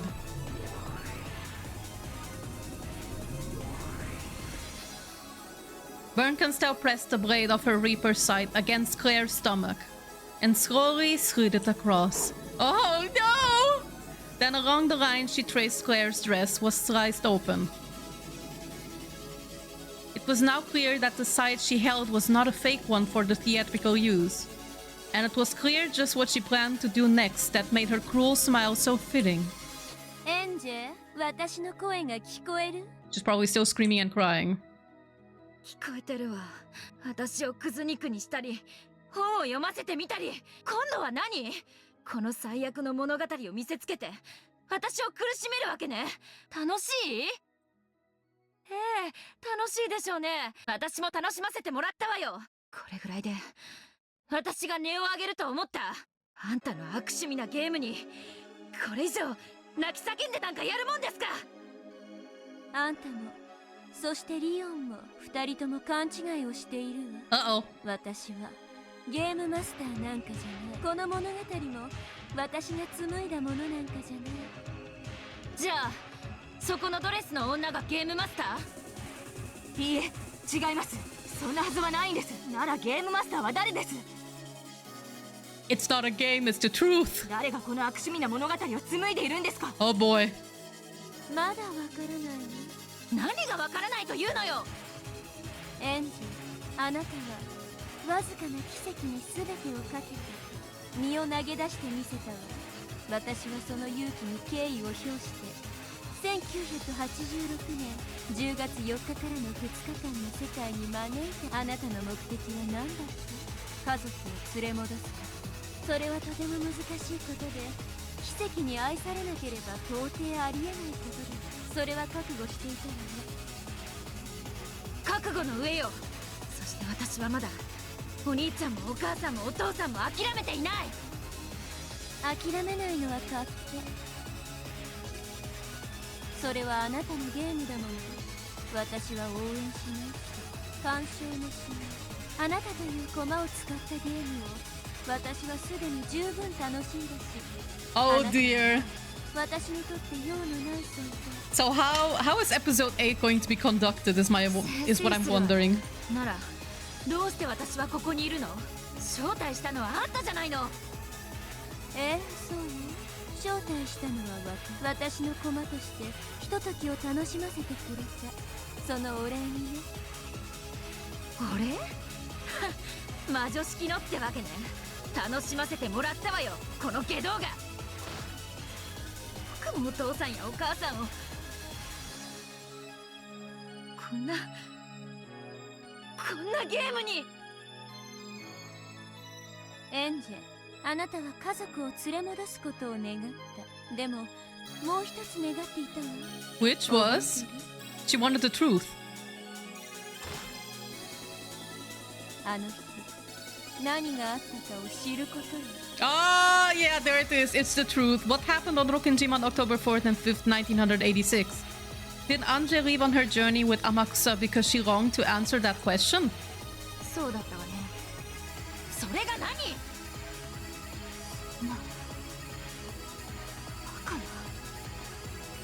？Leon realized what Bernkenstedt was getting at. Yep, it's not a game board, it's just what's inside the cat box. Realized and was unable to say any more. The game master is neither Bernkenstedt nor Claire. Then who is it? That's the wrong question. There is no game master. That could only mean one thing. エンジ、まだわからないの？何がよ。これが真実なの。1986年10月4日からの2日間の、ね、この後エヴァはクワドリアンで爆発を逃れて生き残る。そして猫箱の中身を欲するあなたに最後の瞬間まで沈黙を貫くことで、この真実を永遠に猫箱に閉ざした。何を言ってるの？ the thing is, Byrne doesn't know either. I mean, she might know the facts, but she doesn't know the heart. エヴァ一人が生還する。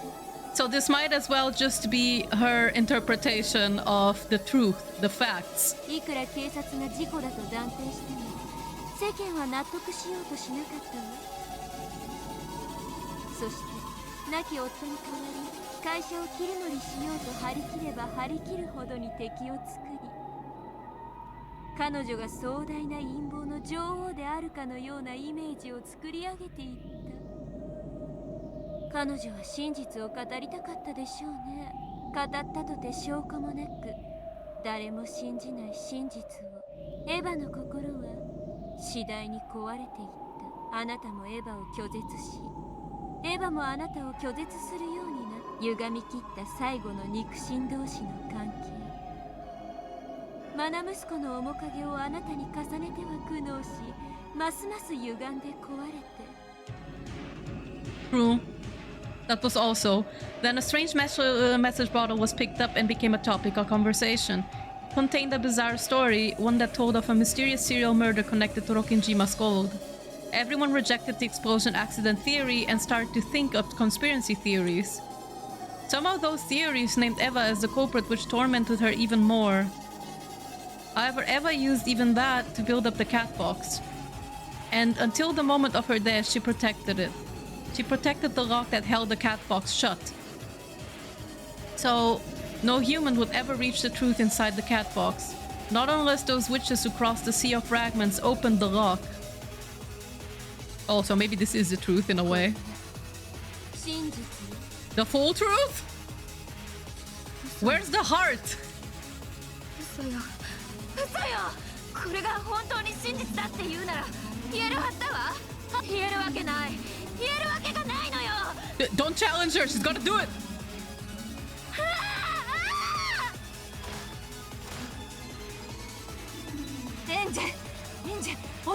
Oh boy, she's not doing well, guys.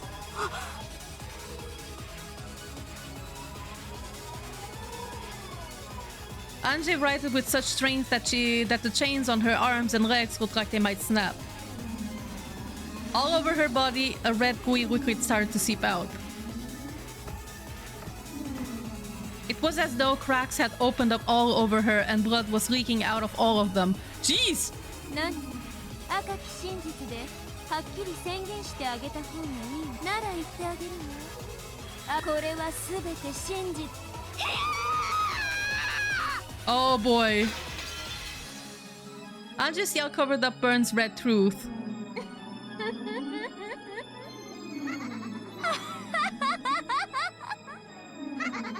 バカな子、私にそれを言わせなければ猫箱の中に封じ込めておけたのに。でもあなたはそう言うわよね。Jeez. 分かってたわ。もうそしてその絶叫に歪む顔が見たかった。100年は思い出すだけで笑えるような素敵な形相だったわよ。Jesus Christ, Byrne, why you like this? 戻りなさい。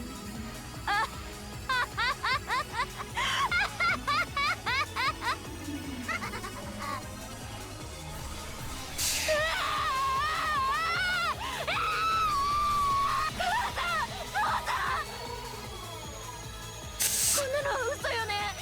嘘。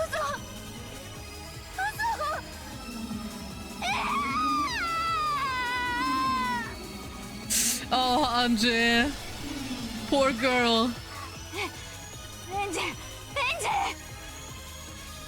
As Angie held her head and screamed, the blood dripping from her finally grew so thick that it started scattering all over the place. Then bit by bit her body began to melt, no, to fall apart. Then bits of her began to pile up on the chair, until she was nothing but a pile of guts and scraps. As if once wasn't enough. Where is the happy ending for Angie? Not in this episode. We can hope she can get one in episode 8, right?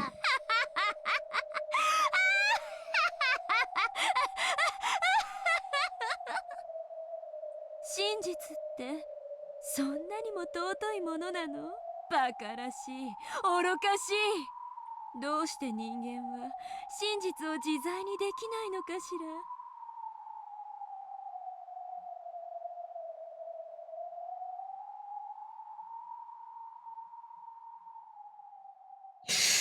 Well, ねえ、見えてる？ interesting. This is a totally different perspective from Erika, actually. Remember how in episode 6 that Erika said she pities Byrne for not being able to face the truth? And Erika is. Maybe this is her way of coping with that. クレル、あなたもまたこの真実を隠したかったのよね。あなたは戯れに憧れる推理小説のラストのようにメッセージボトルに封じるつもりで猫箱の物語をいくつも書いていた。それをあなたは海に投じたわ。この真実を知ったら苦しむだろう者を救うためにね。あなたが猫箱で閉ざし、エヴァがそれを錠前で閉じた。その箱を私が切り裂いてあげたわ。We didn't ask for it. I mean, we did. Actually, we did. あんたが隠したすべてが無駄。あんたが死んで隠した真実をすべて暴き出してやったわ。Well, that was her revenge for being beaten in episode 5 and 6. それがあなたの目的だったというのですか？ Yep, petty revenge. クレルの死を恥ずかしめるためだけにこのようなことをしたというのですか？ She did. そしてそれを園児に見せて苦しめて、やはりあなたは邪悪な魔女だった。私は最初から魔女よ。退屈から逃れることだけが目的の旅人。生きてはめでて、死しては食らって二度目出る。それが魔女の生き様よ。私にはあなたが許せない。 I mean, that's a way to describe how to consume media, right? 園児を苦しめ、クレルの We do call it consume 世 media. 界の私を恥ずかしめた。私はあなたが許せない。リオン、 Be careful of what you say. それでもクレルにとって死してなおね。 Uh-oh. クレルは崖より投じられた時、すでに運命の袋小路に閉じ込められていた。そんな彼女にとってあなたというもう一人の自分が異なる世界では幸せに生きていたことを知れたのはさぞや救いになったでしょうね。 You're gonna ruin that, aren't you? Aren't you? As if you let her have this. そうです。私は彼女の救いなんです。だから彼女の分まで一生懸命に幸せに生きなければならないんです。リオン、興味はあ Uh-oh. りません。いいえ、きっと面白いはずよ。エヴァとキリエの決闘が終わり、静寂に包まれるゲストハウ Uh-huh. ス。その頃の客間へあなたを招待するわ。 What? 客間、屋敷の。 Hold on. Totomate. Bernkanstel snapped her fingers, and the scene of the mansion's parlor unfolded before the... But hold on, before I continue reading, I need to turn on the lights.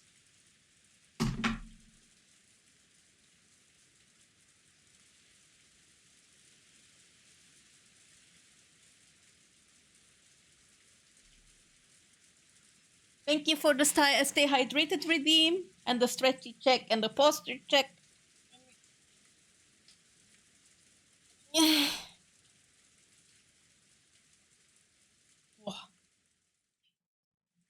I don't know if I'm gonna be able to finish reading everything tonight. Jesus, we still have we still have the question mark, and a lot of zawas for us, I think. In the cruel tale they had just been shown, the parlor hadn't been particularly important. Jessica had been summoned to the parlor, but she was then immediately led to the dining hall and killed there. So there hadn't been anything to see in the parlor. And in fact, there was nothing to see in the parlor now appearing before Leon. ここに一体何があるというのですか？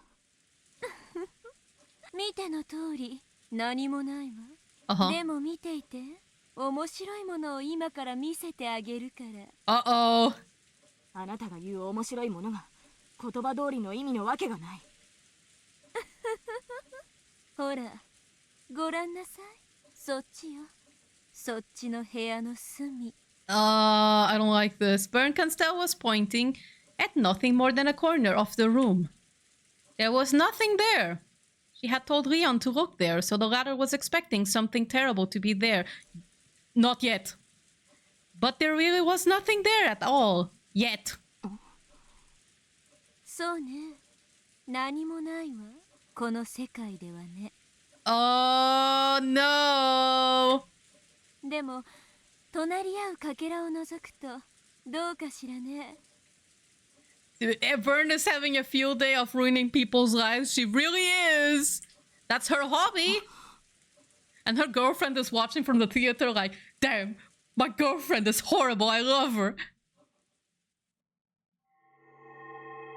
Oh dear. I hate that I had this hunch on the white blank wall. Bit by bit, a splash of blood seeped into view. No! Then right there, a corpse appeared. But that couldn't be. It's you. Fuck! It was Rion lying dead against the wall. Ushiromiya Rion's corpse lay there exposed. Yeah. Even in the fragment where Rion exists, the adults still have money problems.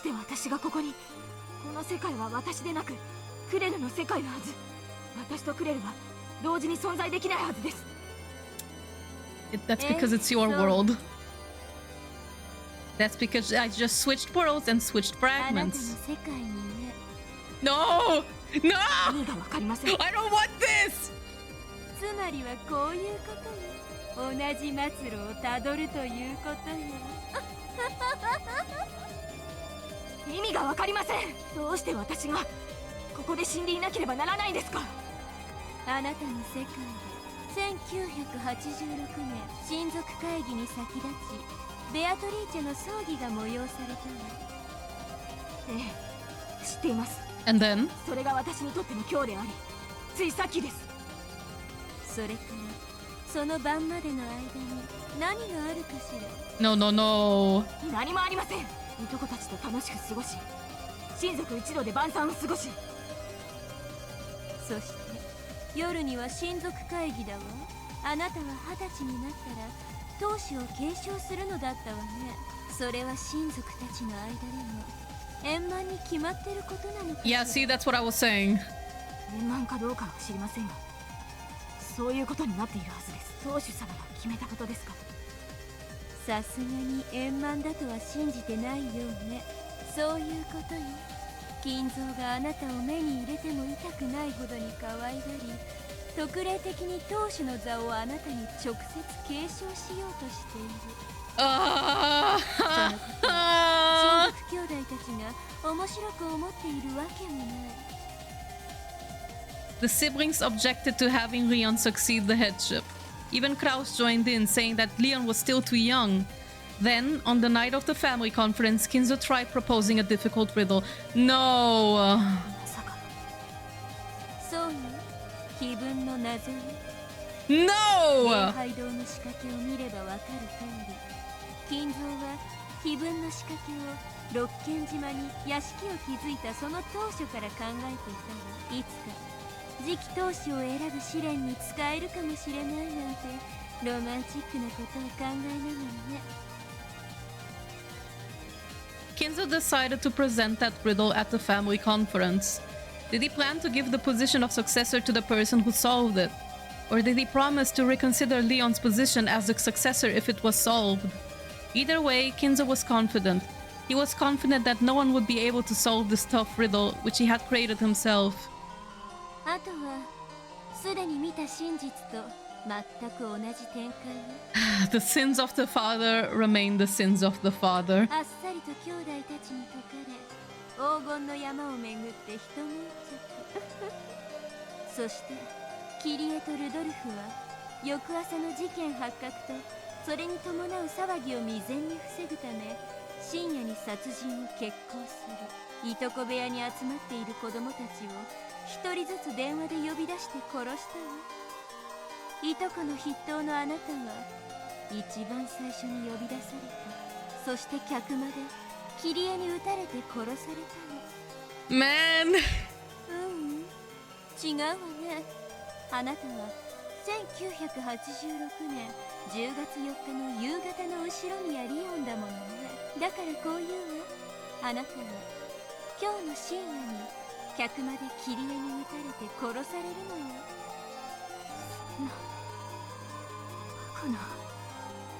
But can they escape can Rion escape this fate now that they know? そうだ、確率だ。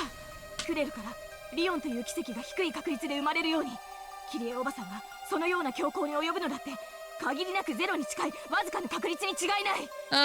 あなたはそのわずかの確率の世界を見つけることができる魔女ではありませんか。Don't challenge her. She's gonna ruin this. She ruined this fragment on purpose. いかにもその通りよ。あなたという奇跡の存在を見つけ出すために257万8917の中のたった一つのかけらを見つけ出してきた。でもね、あなたのこの末路はね、とても簡単に見つけられたのよ。だって確率などないのだもの。私はわずかな奇跡があればそれを見つけ出せる魔Huh. 女。Well, I guess she just didn't feel like finding a miracle in which like Leon lives, right? でもね、We can still ない cope. ものは見つけられないの。 No! 私だって絶対の魔女に本当に絶対を保証されたら勝てないんだから。そんな。では。Lambda! You conspired! 257万8917分のあなたはクレルとしての世界に生き、逃れ得ぬ運命に翻弄され気の毒な最後を遂げる。そして257万8917分の1の確率で後ろ宮リオンとして今夜キリエに殺されるの。つまりあなたの、いいえ、あなたたちの運命は257万8917分の257万8917の確率で、つまりいかなる奇跡も許さない絶対の運命で逃れ得ぬ袋小路に運命の牢獄に囚われているということなのよ。 The shit's rigged, I say. It's rigged! 残念だったわね。いいベアトリーチェ。 Just when a bright light seemed to turn the world white, the scene suddenly changed back to the theater. On the stage, Bernkenstell's Reaper sight slid across Claire's stomach as the latter stood absolutely still. Everyone else's stream. Thank you, Sega Hillman. Thank you for coming, and I hope you have a good night. A red line was drawn across the white skin, exposed now that the dress had been cut. The black blood began to seep ベア out. トリーチェ、閉ざされた逃げ得ぬ絶対の2日間に閉じ込められたあなたはその2日間の猫箱の中で無限を生み出せる魔女となったわ。絶対に救われない報われないことと引き換えにね。しかしあなたは夢を見たの。それが後ろ宮リオンという夢。自分がクレルとならずに済み幸せに暮らせていたかもしれない奇跡の世界を夢見て自らを慰めていた。 Welp, and Bern was like, I'ma get that and ruin it. リオンを見つけるのは本当に苦労したわよ。その存在はベアトが夢見た通り本当に奇跡だったんだから。そして葬儀の最後に見せつけてやりたかったのよ。その奇跡をもってしてもあんたは惨劇を逃れられやしないってね。We call that being truly petty. Though the small cracks between the bars of the jail had imprisoned her, the witch called Beatrice dreamed of a world where she might have been happy. However, the space she could see through that crack in the bars was just another part of the same jail. That sucks. あなたという人がますますにわからない。あなたはなぜこんなことをするのですか？ She's like, I hate it when people are laughing and having fun. ベアトにゲームで負けたから腹いせで。Yep, and pettiness. Absolutely petty. ああ、これで少しは負けたムカつきも晴れてきたわ。Yeah, what a sore loser ねえ、ベア indeed. ト、見てる？ No, she's 見 dead. えてる？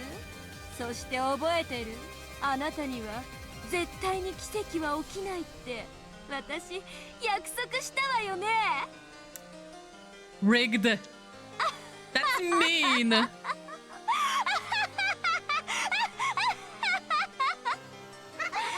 さあリオン、ベアトの目の前であなたを元の世界へ戻してあげる。感激の魔女たちはだるい一家団らんのシーンはもう縮小気味だそうよ。 No, I'm not. だからあなたは I'm not sick of it. I want more of 直前の it. 瞬間へ送ってあげる。Shut up, Burn. You don't speak for all of そ us. してその瞬間をベアトに見せつけてあげる。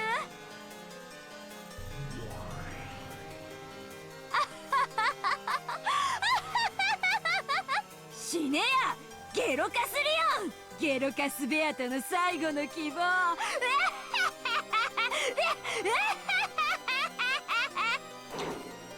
Burn can still raise her Reaper sight, swung it down with gusto, and plunged it deep into Claire's stomach. Man. 死ねたつもりだった。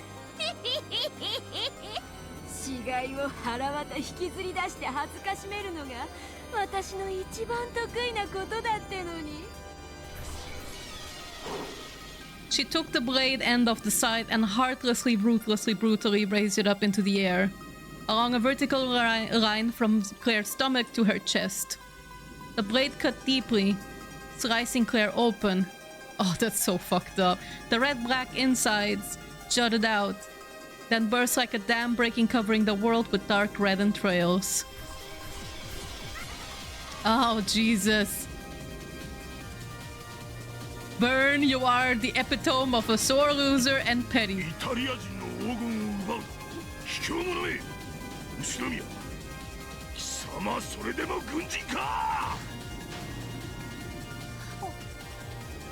お父様、私はお父様のことを敬愛いたしております。でも、そのお父様の気持ちには No, I don't want to see this. どうしてあなたたちは私を助けたんですか？どうして死なせてくれなかったんですか？私はあの時の大怪我でこんな体で生きさせられている。Oh, こんな体で生きていたくなんかなかった。 wait. こんな恋をすることもできない体で。 Oh god, what happened? そんなの生きる価値がないんじゃないですか？核じゃないですか？ Oh, this is where the furniture thing was born. But what exactly happened? This has something to do with the cliff accident, doesn't it? そう私は核なんだ。どうして私はあの時に死なせてくれなかったんですか？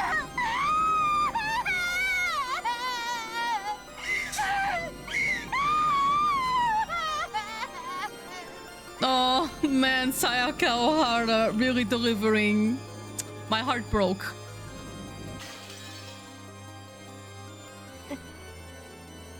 When I came to, I was in the parlor of the mansion. When did I get here? I heard a sound behind me, then slowly turned around. And there... No! No, I will take this personally! I could see down the frigid barrel of the gun Aunt Kiria was pointing. Then... she slowly... Oh my god. Burn sent Rion literally at the moment of their death without even giving them a chance to escape. Then she pulled the trigger, and thus we end the tea party. right? Shit, I could feel a razor-sharp wind pass through my body like a knife slicing through butter. Prepared for death and hoping to see my fate until the end, I slowly opened my eyes. Eh?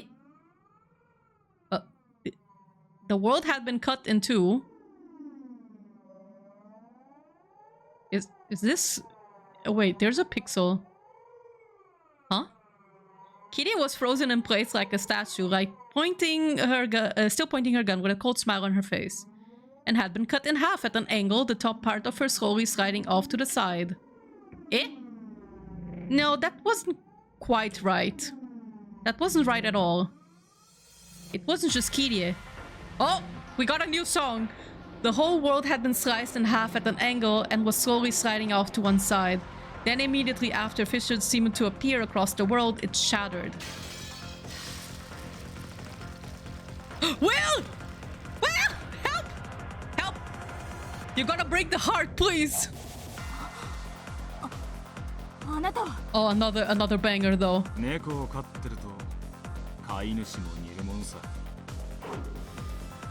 He pointed at Berncanstel with the tip of the pitch black sword that had sliced the world, glaring at her.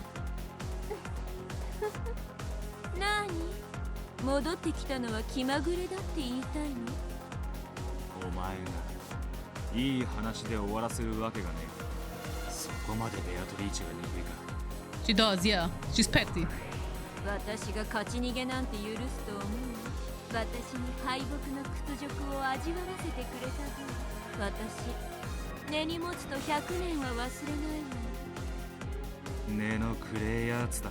Yeah, she is!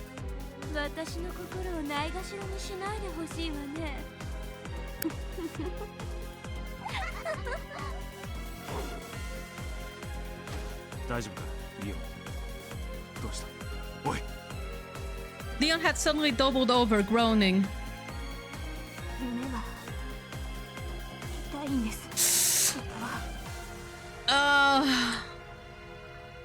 Will roughly grabbed the hand of that was pressed against Leon's chest and tore it away. No! Blood was seeping out from where Leon's hand had been. It was the place that the bullet would have entered if Kirie had shot Leon.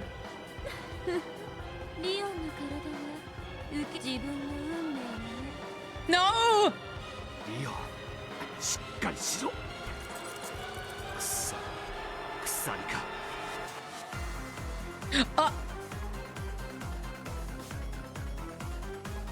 Wait. Wait. I've heard this before, this particular portion. In the meme of all things. When I go to just chatting, I'll show what I mean. But this particular portion I've heard before.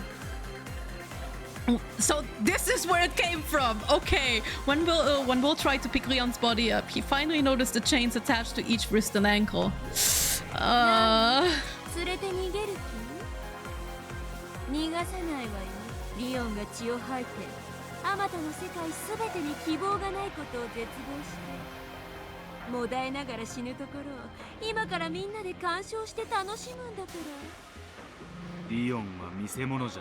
Yes.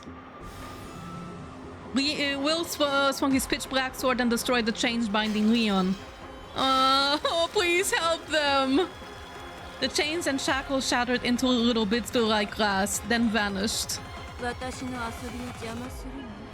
Yes!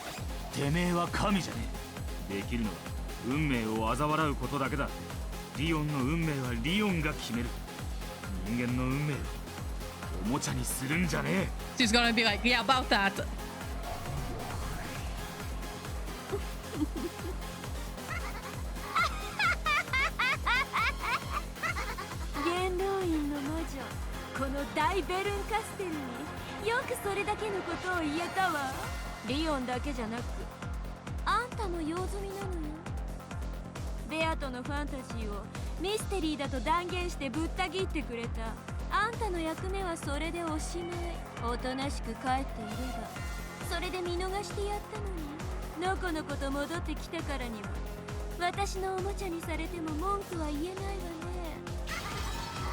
Jesus.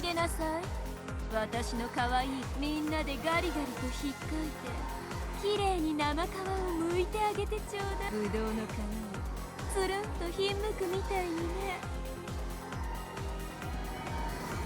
Oh, I just saw the most depth of the mystery. The first high grade 35p. How you doing? Welcome, welcome to Umineko Thursday. Real shit's about to go down. When Bernkastel clapped her hands twice, countless pairs of glaring jewels appeared all around Will and Rion. Oh, it's kitties. Do you think if you give them treats, they won't kill us? They were clearly cat eyes, but the way the drool hung from their mouths looked far more terrifying than any cat. I have treats! Give them keys and they won't do anything. Trimming kitty nails is nothing new to me. I'm glad he's only gonna cut the nails. The number of jewels surrounding them already reached into the thousands. Will pointed his sword in one direction after another, warding off the surrounding cats.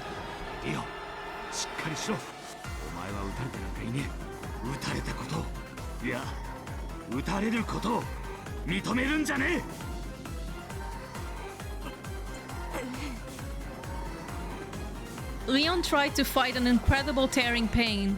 No, it was a fight against the promised future that Bernkastel had shown. However, the stake of that future, which the Witch of Miracle had guaranteed would contain no miracle, was firm and merciless. Bit by bit, and yet unceasingly, it continued to pierce into Leon's chest. No!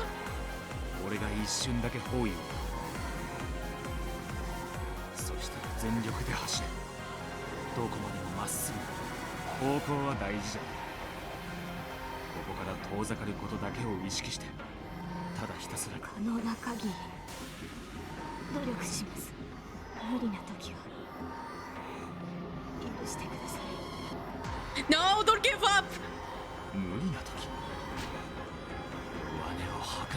Don't.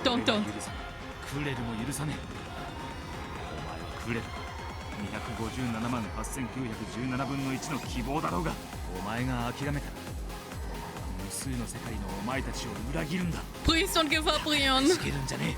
あがいてあがくんだよ。奇跡を探すんじゃねえ。お前が奇跡になるんだ。 Yes.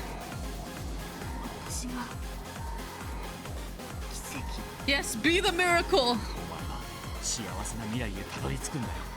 くじけるんじゃねえ。弱音を吐くんじゃねえ。もう一度弱音を言ってみろ。今度は俺がお前の尻をつねってやる。Now is not the time. はい。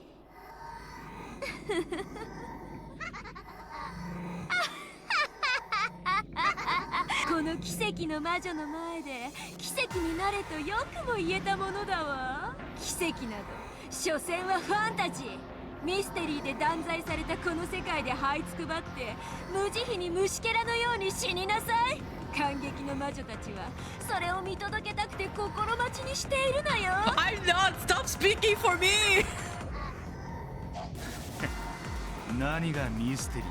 心のねえミステリーなんざ俺が認めると思うか。三味線になりてえ猫からかかってきな。めんどくせえ。まとめてかかってこいよ。Oh my god. SSVD 首席異端審問官ウィラード H ライト。これが最後の刃だ。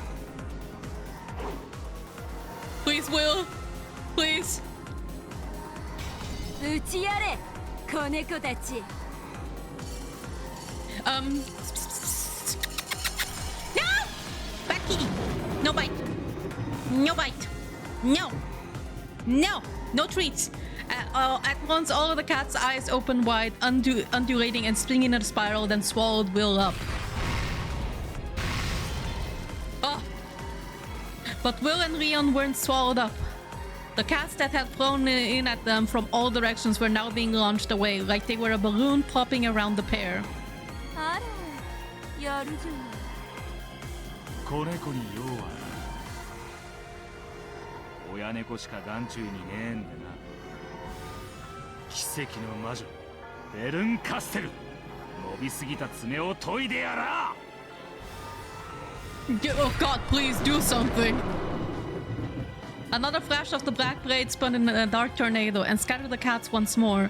Leon realizing that this was the opening Will had planned, ran all out, still clutching at a heaving chest. 走ります。ダイアナはすぐ腹を壊す。ミルクは温めてから頼む。Don't give milk to a cat! By the time Leon asked Will to repeat what he had said, he had already leapt onto the stage and was now confronting Bernkastel. Shit. It was like the climax of a show. Loud cheers erupted from the pitch-black audience seating. On the other side of Claire, who had lay with her inside exposed, stood Will with his pitch-black sword and Bernkastel with a scythe that could harvest miracles from fate. キリエとルドルフが犯人だ。島の人間を皆殺しにした。ディオンを客間に呼び出して射殺した。悪いな。そんな真実とやらミステリーが認めるわけにはいかねえ。こいつは全てファンタジーだ。ファンタジー？そういうことにしてリオンの運命を逃れさせるつもり？ Oh, phone is getting low on battery. I need to get the power bank. Hold on.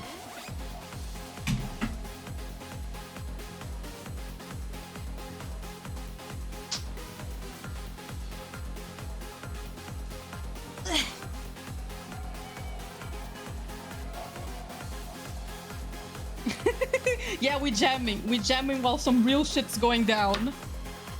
That's the Umineko way.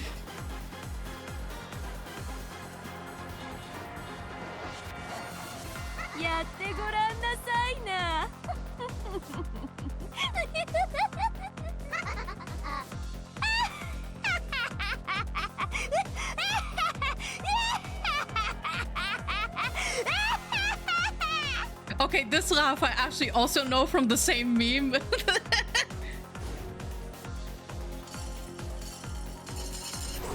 Oh, Jesus. 第一足。手がかりすべての揃わぬ事件を禁ず。Surely Will's black sword must have cut through Bernkastel's body. However, it had no effect, like cutting the reflection of the moon under the water.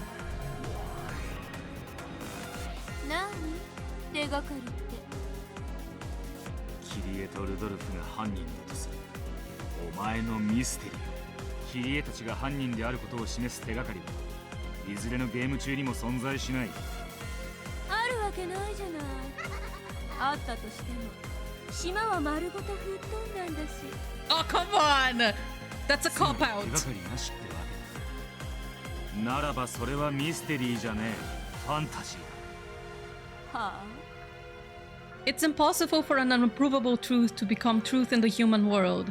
In other words, even the actual truth cannot cross the boundary of a cat box. He does have a point. 真実を猫箱に閉じ込めようというの。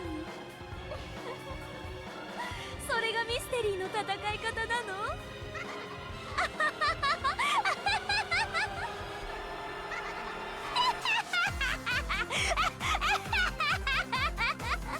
But here, Will, this is the thing, right?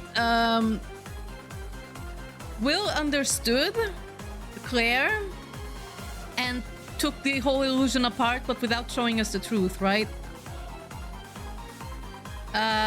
Burn, and Erika as well have always been people who just want the facts and are capable of spinning, like, interpreting things in the worst way possible and say this is truth. I mean, except with the Nazi and Kinzo thing in episode 5, that was just mean-spirited, being mean-spirited.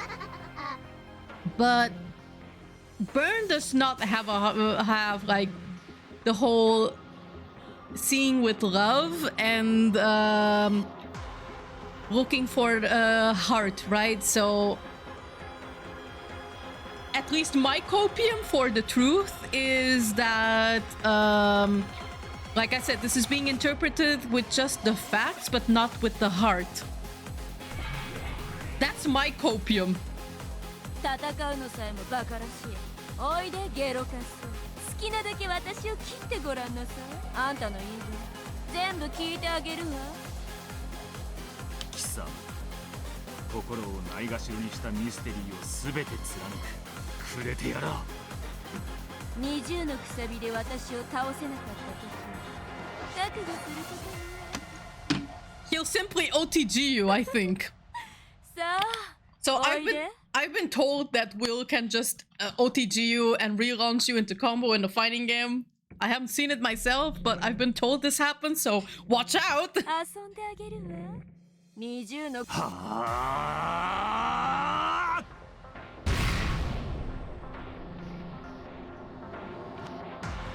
Leon? Oh, is this the end of the tea party? Yeah, seems like it. Alright, so this is the end of the tea party and we still got question mark, question mark, question mark. How long is it? Because I think I might try to finish it tonight.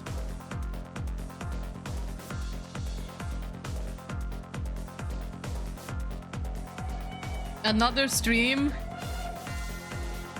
I mean, if it's like an hour, I think I'll try. Or like 2. I honestly would suggest to go for another stream. Yeah. To be honest, I kind of want to be wrapped up with episode 7. I wanted to be wrapped up with episode 7 before July wraps in. Because I want to get the other game projects as well. Like, I want to wrap up this episode and take a little break from Umineko. I'm like, I don't want to stretch the episode 7 too thin.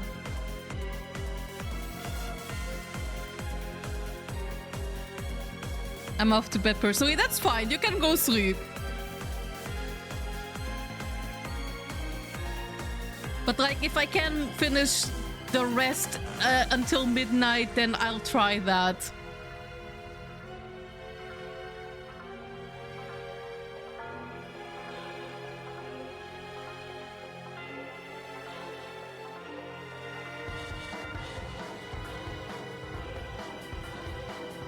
I don't remember how long it is.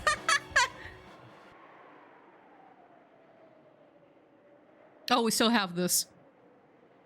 Okay, what's up? It's Rion, huh? Trying to ignore an incredible pain in the chest, Rion kept on running and running without stopping. I dashed out of the theater-going witches, then ran through an incomprehensible world of blackness. Before I knew it, I was running through a place that looked like a sea of stars. Or maybe the bottom of the ocean with stars scattered around. If I get careless for a second, I probably trip. Now, if I get careless, I won't be able to tell if I'm running. Or just making running motions as I freefall, endlessly sinking deeper into the ocean of stars. I just kept on running without any goal or target. I mustn't stop moving. I mustn't fall down here. If I fall, I'll crush the hope of the me's in the countless worlds. There's a happy world that the Beatrices dreamed of, and I'm their last hope, the only one who can reach that world. Even though I understand this, the truth, thrust in front of me by the witch who controls miracles, who says there can be no miracle, is cruelly gouging itself into my chest. Leon, do your best! Then Leon finally succumbed to the fierce pain and fate and fell over. Unless! Leon's body was held roughly from behind and lifted up. ウィル、無事で。割とそうでもね、くじけるんじゃねえ。尻をつねるぞと言ったはずだ。You are in prime ass pinching position. ごめんなさい。But now is not the time. 本当にごめんなさい。でも、私はあの日、そこで殺される運命だった。Don't give in! そうだな。人は誰だって最後には死ぬ運命だ。なら、その人生は全て無意味なのか。違うだ。人生の意味も価値も人生そのものすらも人が自分で描くんだ。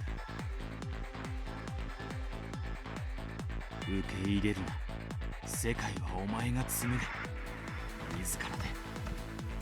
ウィル、あなたも左腕。ああ、忘れてきちまった。No! 取りに帰るのも億劫だ。 There were rips all over Will's body. Also, his left arm had been brutally torn off from the elbow. His clothes were in tatters and he looked like a blood-stained scarecrow. Arm became cat food. No! Okay, so I guess we're pulling through. Then Leon noticed. Though this place had once felt like a sea filled with stars both above and below them, those stars had now gathered together and were surrounding them. It was a huge even number of stars all glaring at the two of them. Will was holding Leon with one arm. He couldn't take his sword out. However, he didn't let go.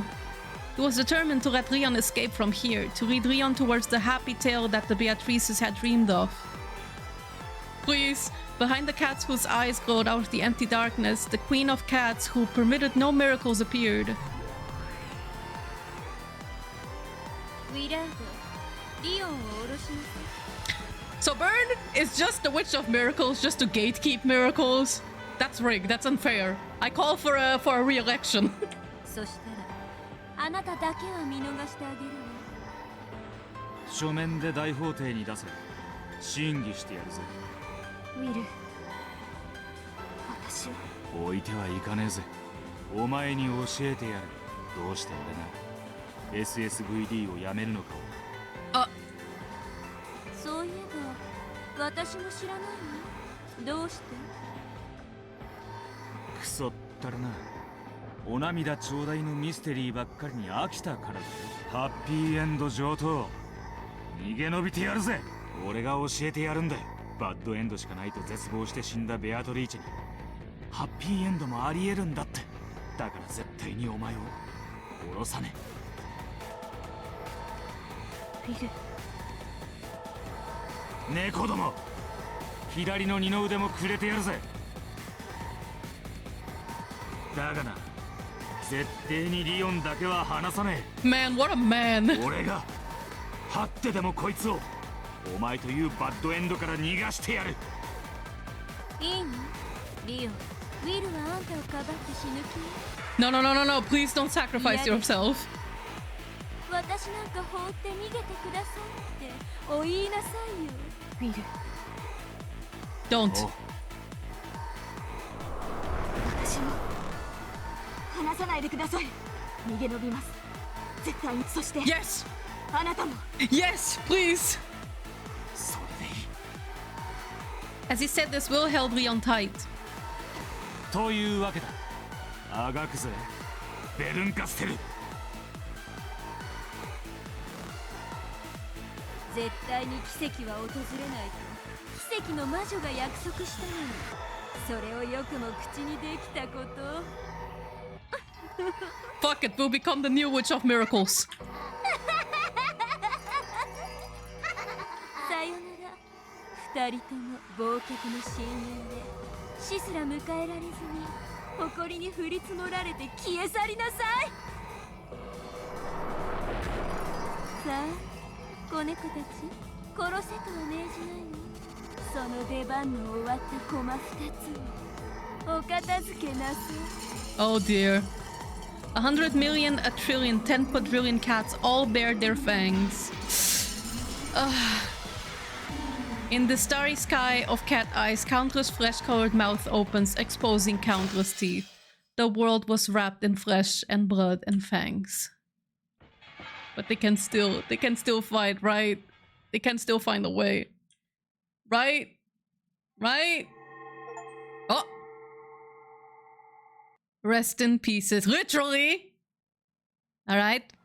Okay, we'll jump right in, because I have to see what the heck. What the hecky the heck.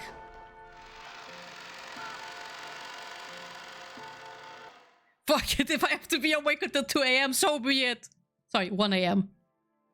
I want to be done with episode 7 tonight, if I can. Ah? Oh, we're back in the library. 2 white pieces were set on the chessboard. The countless black pieces surrounding them were now just packed together, not being even placed on the squares. Bernkastel tipped the 2 white pieces over and took them off the board. こんなところでおしまいでいいかしら？ See? This in itself is a game board.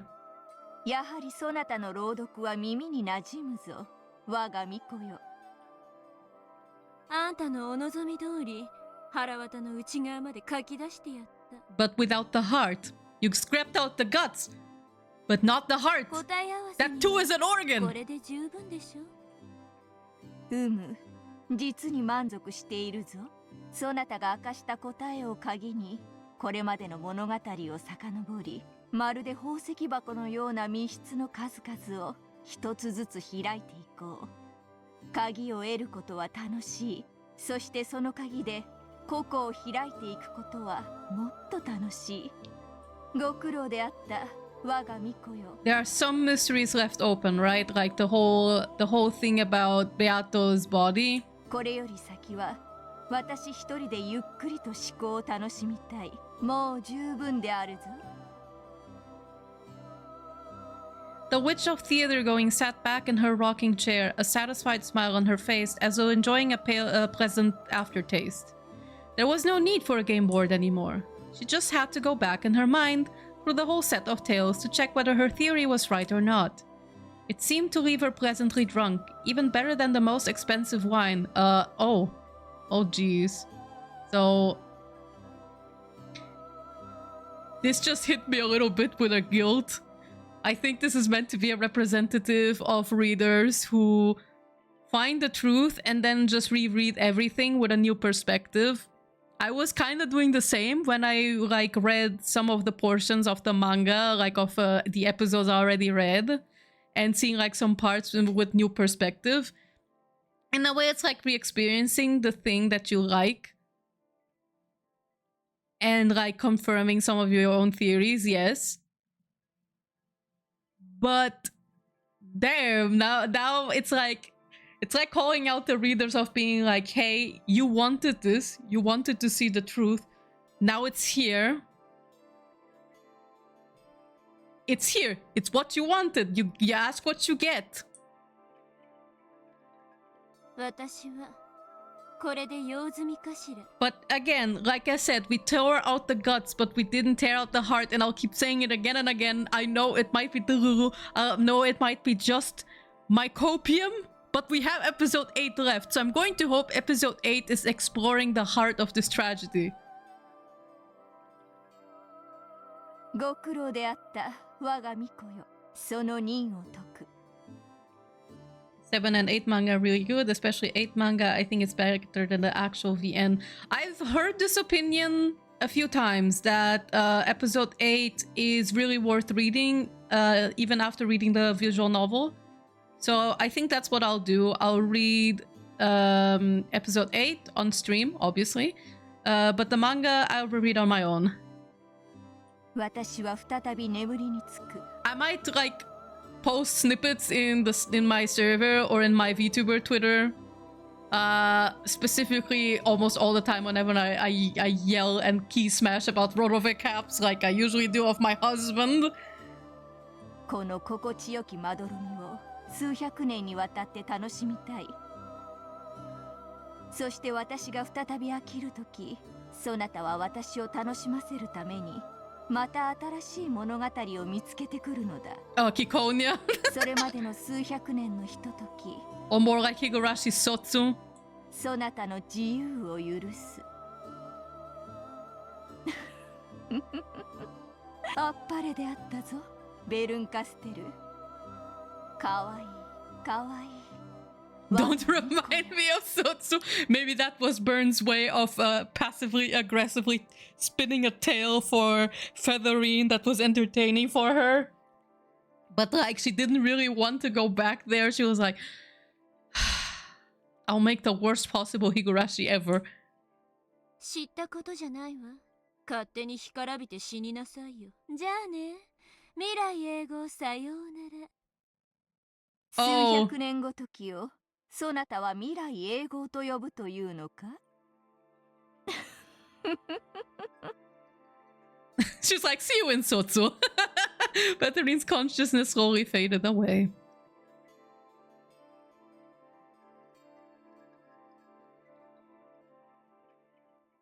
And there we have it. As the owner of the study slumber grew deeper, the lights about the room slowly darkened. 永遠におやすみ、アウアウローラ。このゲーム版はあんたにはもう不要よね。私がもらっていくわ。Ah! Bernkenstell reached out towards Beato's game board, which lay on the table in front of Federine's rocking chair, and tapped it twice. The game board and the pieces flew into the air, folded up and put themselves away, then landed on Bernkenstell's outstretched right hand. Oh, she has no intention of letting go of her pettiness, huh? 私、まだ全然ゲームマスターをやっていないのよ。私はベアとの葬儀をやっただけ。そして腹渡を引きずり出しただけ。まだ何にもやっちゃいない。Oh my god, you're still being petty as fuck. Bernkenstell's smile twisted evilly.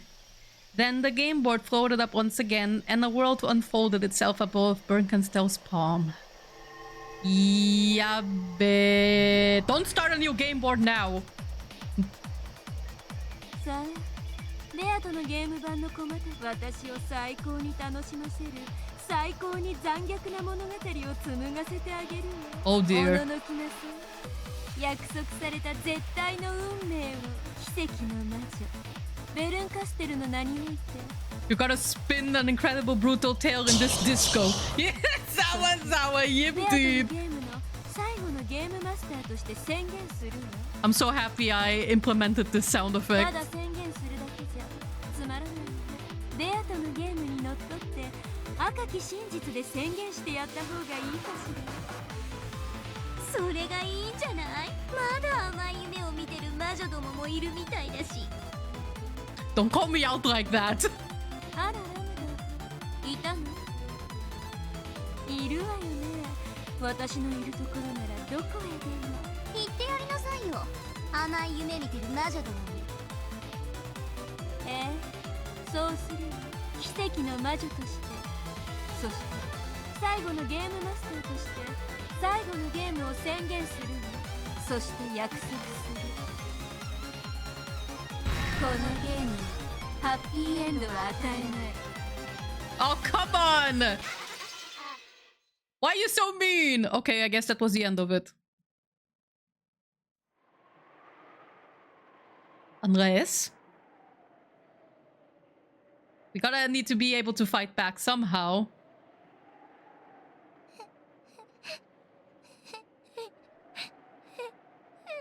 A single girl was crying in a desolate, quiet chapel. She was a small girl, only 6 years old. The girl who would for 12 years starting now lament the fact that she was on this island during October 4th and 5th, 1986. Sanjay! Sanjay! Then, a single man appeared. Whom? The man noticed the girl, walked up to her quietly, trying not to scare her, and put his arms gently around her shoulders. He's giving her a hug! 探したぞ、エンジェ。 The girl jumped into her big brother's chest and started crying again. どうした？ I'm about to cry. 何をそんなに悲しんでいるんだ？今日クラスの子にいじめられたの。 Oh, that's a way to put テ it. レビでお母さんは悪い人たちとつながりがあったって。 Yeah, she's a だか yakuza. らうちのお父さんとお母さんが犯人でみんなを殺したんだろうって。Hmm. エバおばさんにそんなことないよねって聞いたのに答えてくれないの。お父さんとお母さんは悪くなんかないよね。ねえ。Hmm. かわいそうにみんながあの島であの日何があったのかを Just like 好 Burn. き勝手なことそこに教わり We still have the golden truth on our disposal. Maybe we can deny that red truth. You know, the one there won't be a happy ending in this game. When the man pointed to the floor, a cloud of gold butterflies gathered there and created a chair. The girl obediently sat down on it. 兄ちゃんは知ってるよね。お父さんとお母さんは悪い人じゃないって知ってるよね。ああもちろんだとも。誰も悪い人なんかいないって知ってるさ。Yeah, it's a little bit how do you say it? They're all like gray people. They're human, and Umineko does a really good job at trying to make you sympathize with them. That's why when we saw basically the truth, basically, or at least I say truth in quotation marks, is why I say it's basically the facts, but without the heart. じゃあ教えて。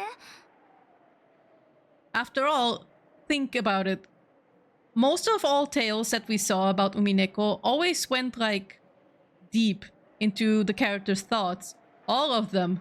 However, the truth did not. That's something that I just noticed. Like, most of them didn't go into the character's thoughts. Except maybe like the scene where George and Rudolph, where Rudolph had snapped and George had like been, oh, I really admired this man. But we don't go deep into anybody's thoughts otherwise. See, this is why I mean the tale felt like it's devoid of any care or sympathy or heart that Umineko otherwise encourages you to have. あの日、何があったの？ロケン島で何があったの？いいとも。話してあげるよ。あの日、あの島で何があったのか。それは怖い話。まさか。それは悲しい話。 It is. とんでもない。No. それはどんな話？聞いたエンジェが自分で決めるといい。決して辛い話じゃないんだよ。だからお聞き。うん、バトラお兄ちゃん。あの日、お兄ちゃんたちはロッケン島へ行ったんだよ。とても大勢でね。大事な親族会議があることになってたんだ。The music. うん。まずはどこから話したものかな。これがエンジェに捧げる最後のゲーム。お聞き。あの日、ロッケン島で何があったのか。これは辛い話でも悲しい話でもないんだよ。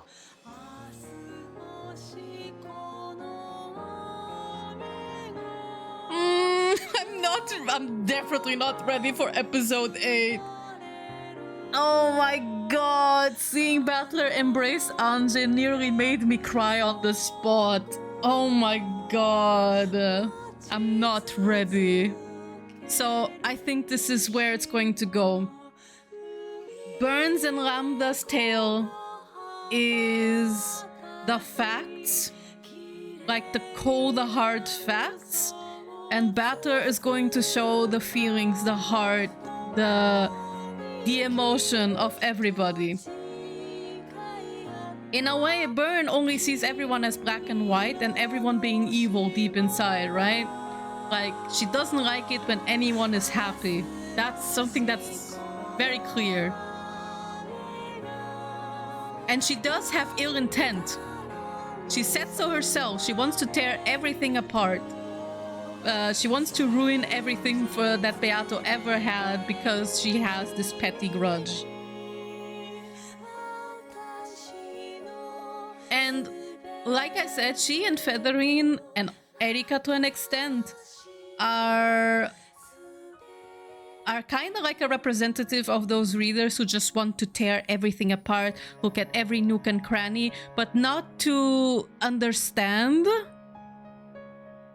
But it's just purely to get the truth and just to prove themselves right or just to check their own theories and be done with it. They don't care about the characters, about their motives, about their feelings, all of that. But Umineko is a story that has thus far framed that approach as wrong and is asking us as the reader to understand. They've done a kind of something similar with Higurashi, in which with Takano's flashback, Ryukishi was trying to make you understand why she did the things that she did. Whether you agree or not is different, but you can still like understand, you know, you can understand why Takano is not black and white evil, right? I think they wanted to do something similar with Sotsu, but they fumbled it exceptionally hard. Meguri, I've tried reading in a bit, but I might read it, the whole Go and Meguri manga separately, like in full. I've only peeked at the Meguri manga here and there just to see how it goes.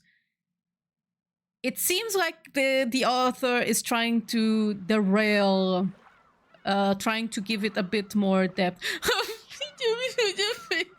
Please, they deserve to be happy. Burn forgets one thing, you know? The power of fanfiction. The power of fanfiction. Fans can be the Lulu and conjure AUs. We have that power. We can just make new fragments if we want to. The truth, we can't deny it. We can just do, nope, not looking at it. Or we can just be, I respectfully decline the truth, and I will make my own universe. And that is it. I have that. I have that. That's my copium. Anyway, so let me go over to the just chatting portion. Actually, I thought I would be up until midnight, but it looks like I wasn't. So hold on. Oh, oops. Hold on. I forgot something. Chotto batte. I forgot something. Yes, Awazawa. I'm going on the main screen just for a second, just to set up the chatting screen. I forgot to do this.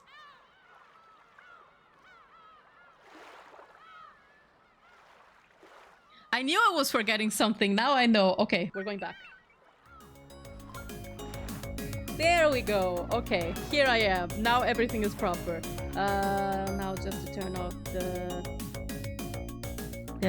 game. And I'm gonna put on some music in the background. Oh wait, the BGM track's already playing, so I don't need to do that. Okay, then turn off desktop audio. And there we go. We have the BGM track for now. Okay, so the power of fanfiction. Yeah, it's true. I mean, come on. Look, episode 5, the existence of Erika. The existence of Erika herself. Let's be real. She's basically Burn can still self-insert. Yes, I know she has her own story with her awful boyfriend and the whole cheating thing and everything she did in episode 6. But listen, she is literally the self-insert character. The one that okay, in DeviantArt age, you would call Erika Mary Sue the self-insert character. Like, I think the whole Mary Sue thing is stupid. It's like it got thrown around a lot just to bully like young girls who just wanted to like self-insert into stories they like. Yes, maybe they made overpowered characters or stupid characters, but who cares? They were having fun, right? But anyway, Erika is kind of like that kind of OC, and honestly, girl, pop off. Even though I don't like Erika. I don't like Erika as a person, but I think she's a fantastic character. And now, honestly, after seeing Burn here, she does have a point with the whole Erika has the capacity to look at the truth and come out of it like still looking up, still feeling proud of herself, still being able to construct something and being able to just accept it. Like, she did then with Beato, with her duel, find that there are multiple truths, and she was grateful that this was that she was shown this, that she realized, okay, there isn't just one truth, there can be multiple truths, and what you believe in is your truth, basically. We also got told this by, who was it? Okonogi? In episode 4, right? The truth that you believe in is the truth for you. And, oh, how do I put this? But still the whole thing with how Burn said, why can't humans just accept the truth? Just Why can't they just see it and accept their truths or change their truths? Because Burn, with the logic error, hasn't been able to face this truth of hers. She's been escaping. Like Ramda said this, that the logic error was so terrifying, so awful to live through, that even now they're trying to escape the thought that they might possibly still be stuck in that logic error, that they're doing their absolute best to not even think about it, because what if everything that's happening with them is just them conjuring this in their minds to escape from the logic error, right? But they're still trapped in there. And Erika saw this as them being unable to face the truth. And on one hand, it's like, okay, you don't know what either of them went through, but now that I've read episode 7 and that particular line from Burn, I'm seeing this line from Erika in a new light. Like, Burn can't accept her truth, therefore she changes it. That's how I interpret it for now. But it's also clear to see that the whole logic error capacity and her past is what made her the way she is.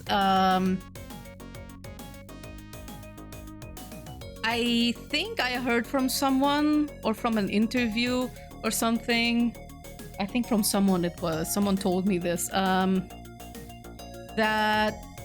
Burn is potentially, if you want to interpret it that way, an amalgamation of all the Rikas that didn't make it past through the story of Higurashi, right? And that she's kind of connected with the Burn Canstel witch from Higurashi. You can interpret it that way, but it can also be seen as an Easter egg. I'm more compelled to think the stories are kind of linked together, but only very loosely, you know, in a multiverse kind of way. But not like directly being like, oh, this Burn Canstel from Higurashi is the exact same from Umineko. I wouldn't interpret it that way, but I would say they're like very, very, very, very loosely connected. The ideas are similar. There's a version of Rika somewhere that made the Burn Canstel in Umineko, but I wouldn't say it's like one for one the exact same, right? Like Higurashi in itself can be maybe seen as a game board in itself. You can see it that way, or you can see it as separate fragments, and one of those fragments is like very sparsely connected to Umineko. At least I like to interpret it that way, but I think Ryukishi also leaves it open enough for you to just see, okay, it's just an Easter egg, and that's it, right? I like that he, at least until Sotsu, he left things in a way that's open for interpretation, so that people can decide for themselves, I want to see Umineko connected to Higurashi, or I want to see Umineko and Higurashi as entirely separate and Burn Canstel just be an Easter egg and Ramda as well, or anything else, right?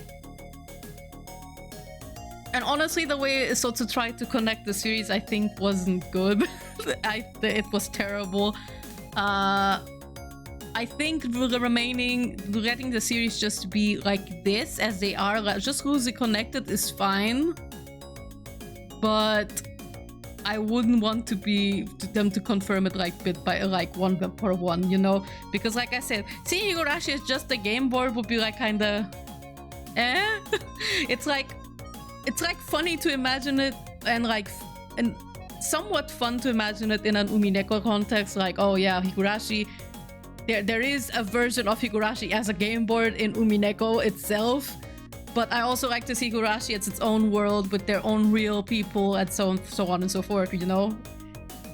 That's more or less the reason why I don't like to directly connect the two series with each other and prefer to see it in a multiverse way, but still like have loose connections that are like alternate dimensions, like connected together, if it makes sense, right? That's how I like to interpret it. But alright, thank fuck, I managed to read all of Umineko episode 7. I was really worried that I wouldn't be able to do so before I go to Dokomi, because next week I won't do any streams at all. Not even Tuesday streams, because on Tuesday I'm gonna be watching the Haikyuu movie with my boyfriend, and we also have to marathon all of Haikyuu season 4 up until Monday. Like, we start watching To the Top today. We still have like 22 episodes left to watch. It's like we have to go before Tuesday. And Tsukushima is my favorite. I know Tsukushima is a lot of people's favorites. For me, he's not necessarily my favorite character, but he really grows on me in season 3, you know? Like the Shira Torizawa versus Karasuno season is basically the Tsukishima season. Maratona do Star Wars e vai encarar os sequels. Putz, boa coragem. Não, a gente vai fazer maratona do Haikyuu. Voleibol anime. Boa tarde, Yuppie. Boa noite. Tem que dormir daqui a pouco. But anyway, yeah, Tsukushima really grows on me in season 3. He's still like not my favorite character like ever, but oh god, I remember I had a tier list made for Haikyuu in 2020, I believe, or 2019. So the only parts I remember is that I put Oikawa in his own tier because he's like, from all the characters in Haikyuu, I think he is the best written character, hands down. Even if he's not your favorite character, Oikawa's like, his writing is top notch, is what I'm trying to say. There isn't any scene where Oikawa, or story development in which Oikawa has been in which I'd be like, yeah, that wasn't a good story development for him. But let's see, my 4 special, I had like at the top, here comes the special boy, yeah? That was the special boy tier. And I had Hinata, Suga, Nishinoya, and Kenma in it. I think I'd shuffle it now because now on my rewatch, I'm like, my boyfriend is watching Haikyuu for the first time, but I'm watching it for the second time now. After like 3 years I haven't seen it since To the Top. 4 actually, because To the Top finished in December of 2020. So yeah, 4 years later, and I think I would shuffle my special boy list a little bit. Suga still remains there. He's like my pride and joy. I love him. But Nishinoya, even more so. Like, Nishinoya to me never moved down from that spot. The frame 1 he appeared, I'm like, I love this character. It's my son now.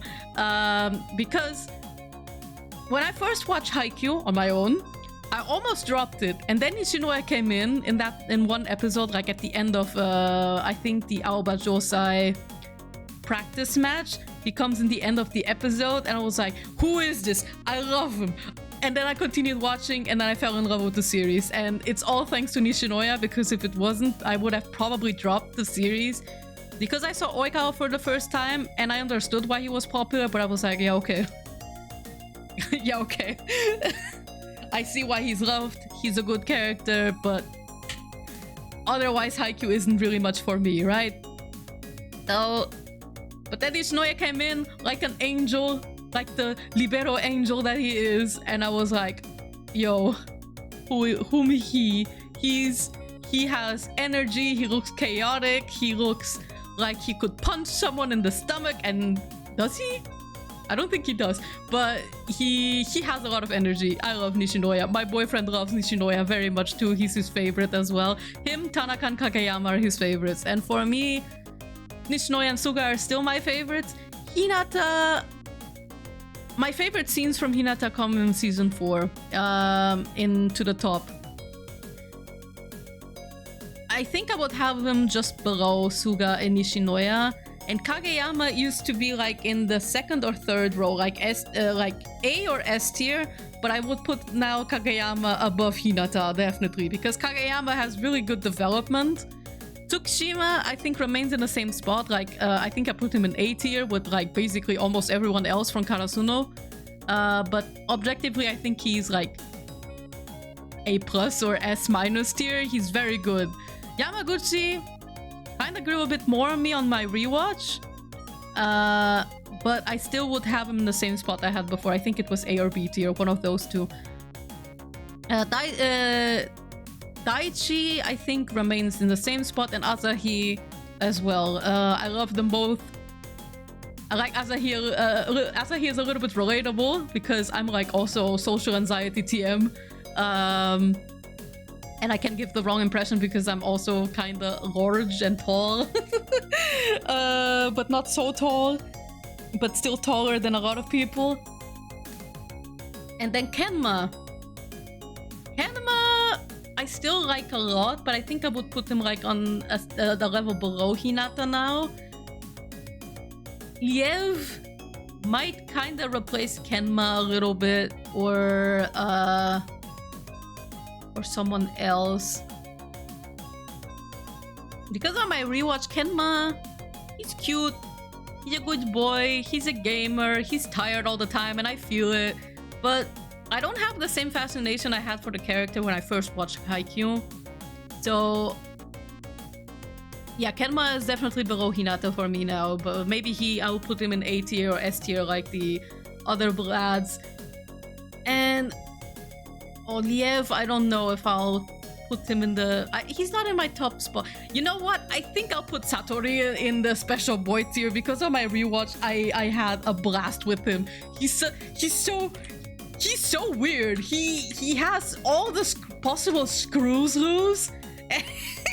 He's like my favorite from Shiratorizawa, and he really makes the Shiratorizawa season so much fun watching. He's just weird. There's like nothing, no deep backstory or anything. Like, yes, sure, he has the backstory of him being told like, oh no, you're scary and you're weird, and he's like, yeah, I'm weird. I like making people suffer. I like breaking people in volleyball. And my boyfriend and I on our rewatch, we were like, if you gave him a gun, he probably would have become a serial killer. If he didn't play volleyball, he'd probably be killing people in the streets for fun. Maybe that's a bit exaggerated, but he would probably be on some nefarious activities. He would be causing problems on purpose. And I don't know, I really love him. He's so he's not stupid, he's super smart. It's more like he's a weirdo. He's weird. But okay. Most of my yapping aside, let me see who we can raid before I go to sleep.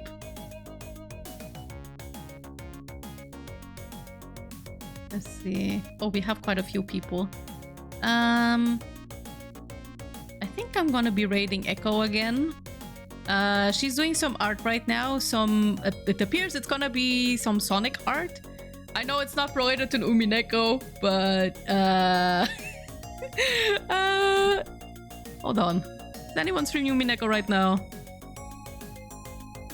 Okay, a few people are, but I honestly prefer raiding people that I follow for now at this point in time, so maybe another time. Maybe when I have like a bigger follower base, I'll think about it. Alright, so quick notice for anyone who hasn't caught up. So my convention schedule has updated a little bit. There's going to be fewer conventions I'm at. So some confusions happened. And I'm going to be at just 2 conventions after all in July. So I'm going to be at just Frankenmex, and just a potential warning in advance. In Frankenmex, I'll have a little less merch than usual. Potentially. Don't know quite yet. We'll see. But because it's, you know, it's like the week after Dokomi, so I might have super low stock if I'm lucky. And it's just one day after all, so I'll probably not carry that much merch with me. The week afterwards, I thought I'd be going to Shiroko, but it turns out that I didn't get a seat after all. At least I think so, because I didn't get any email until now, and when I contacted them, it was like, yeah, the seats are already given. So, welp. I guess I don't have one. Anyway.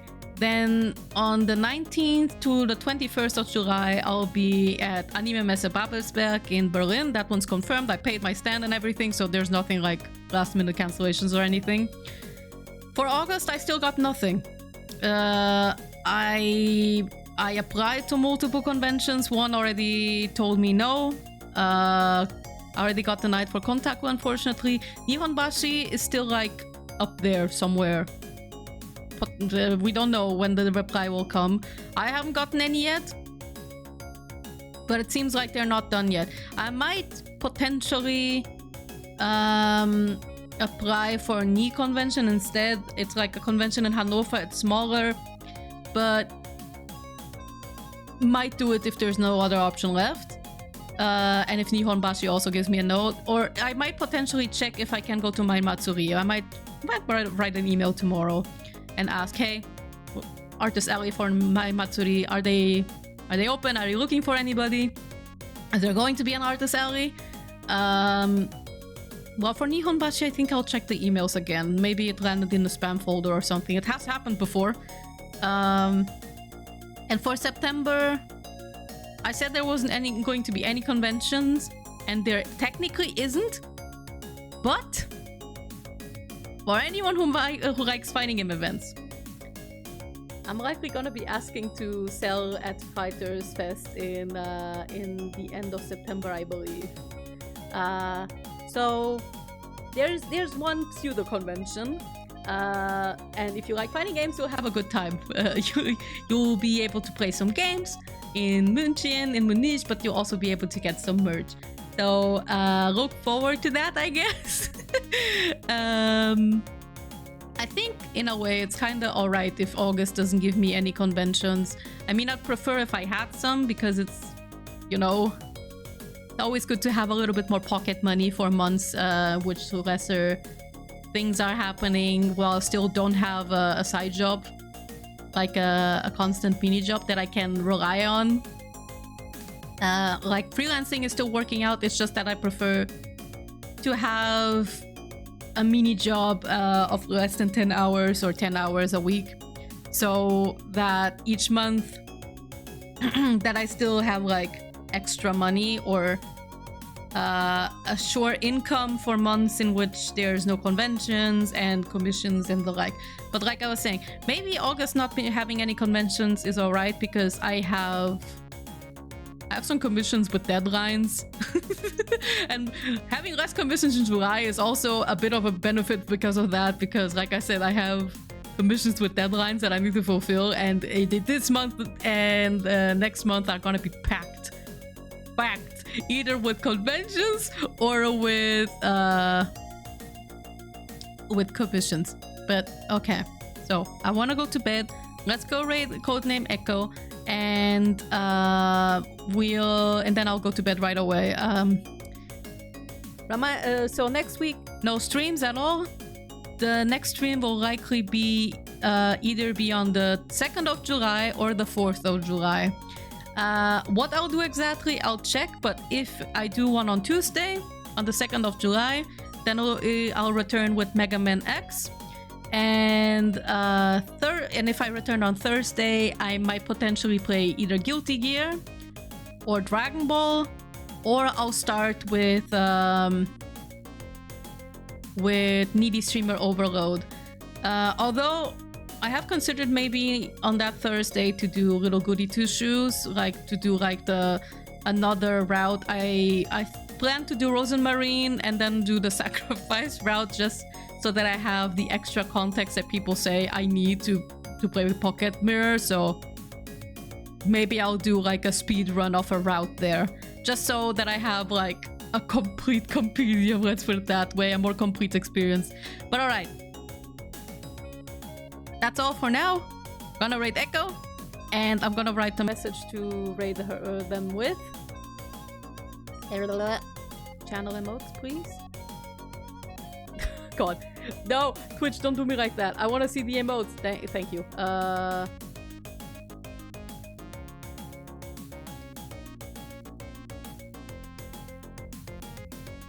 There we go.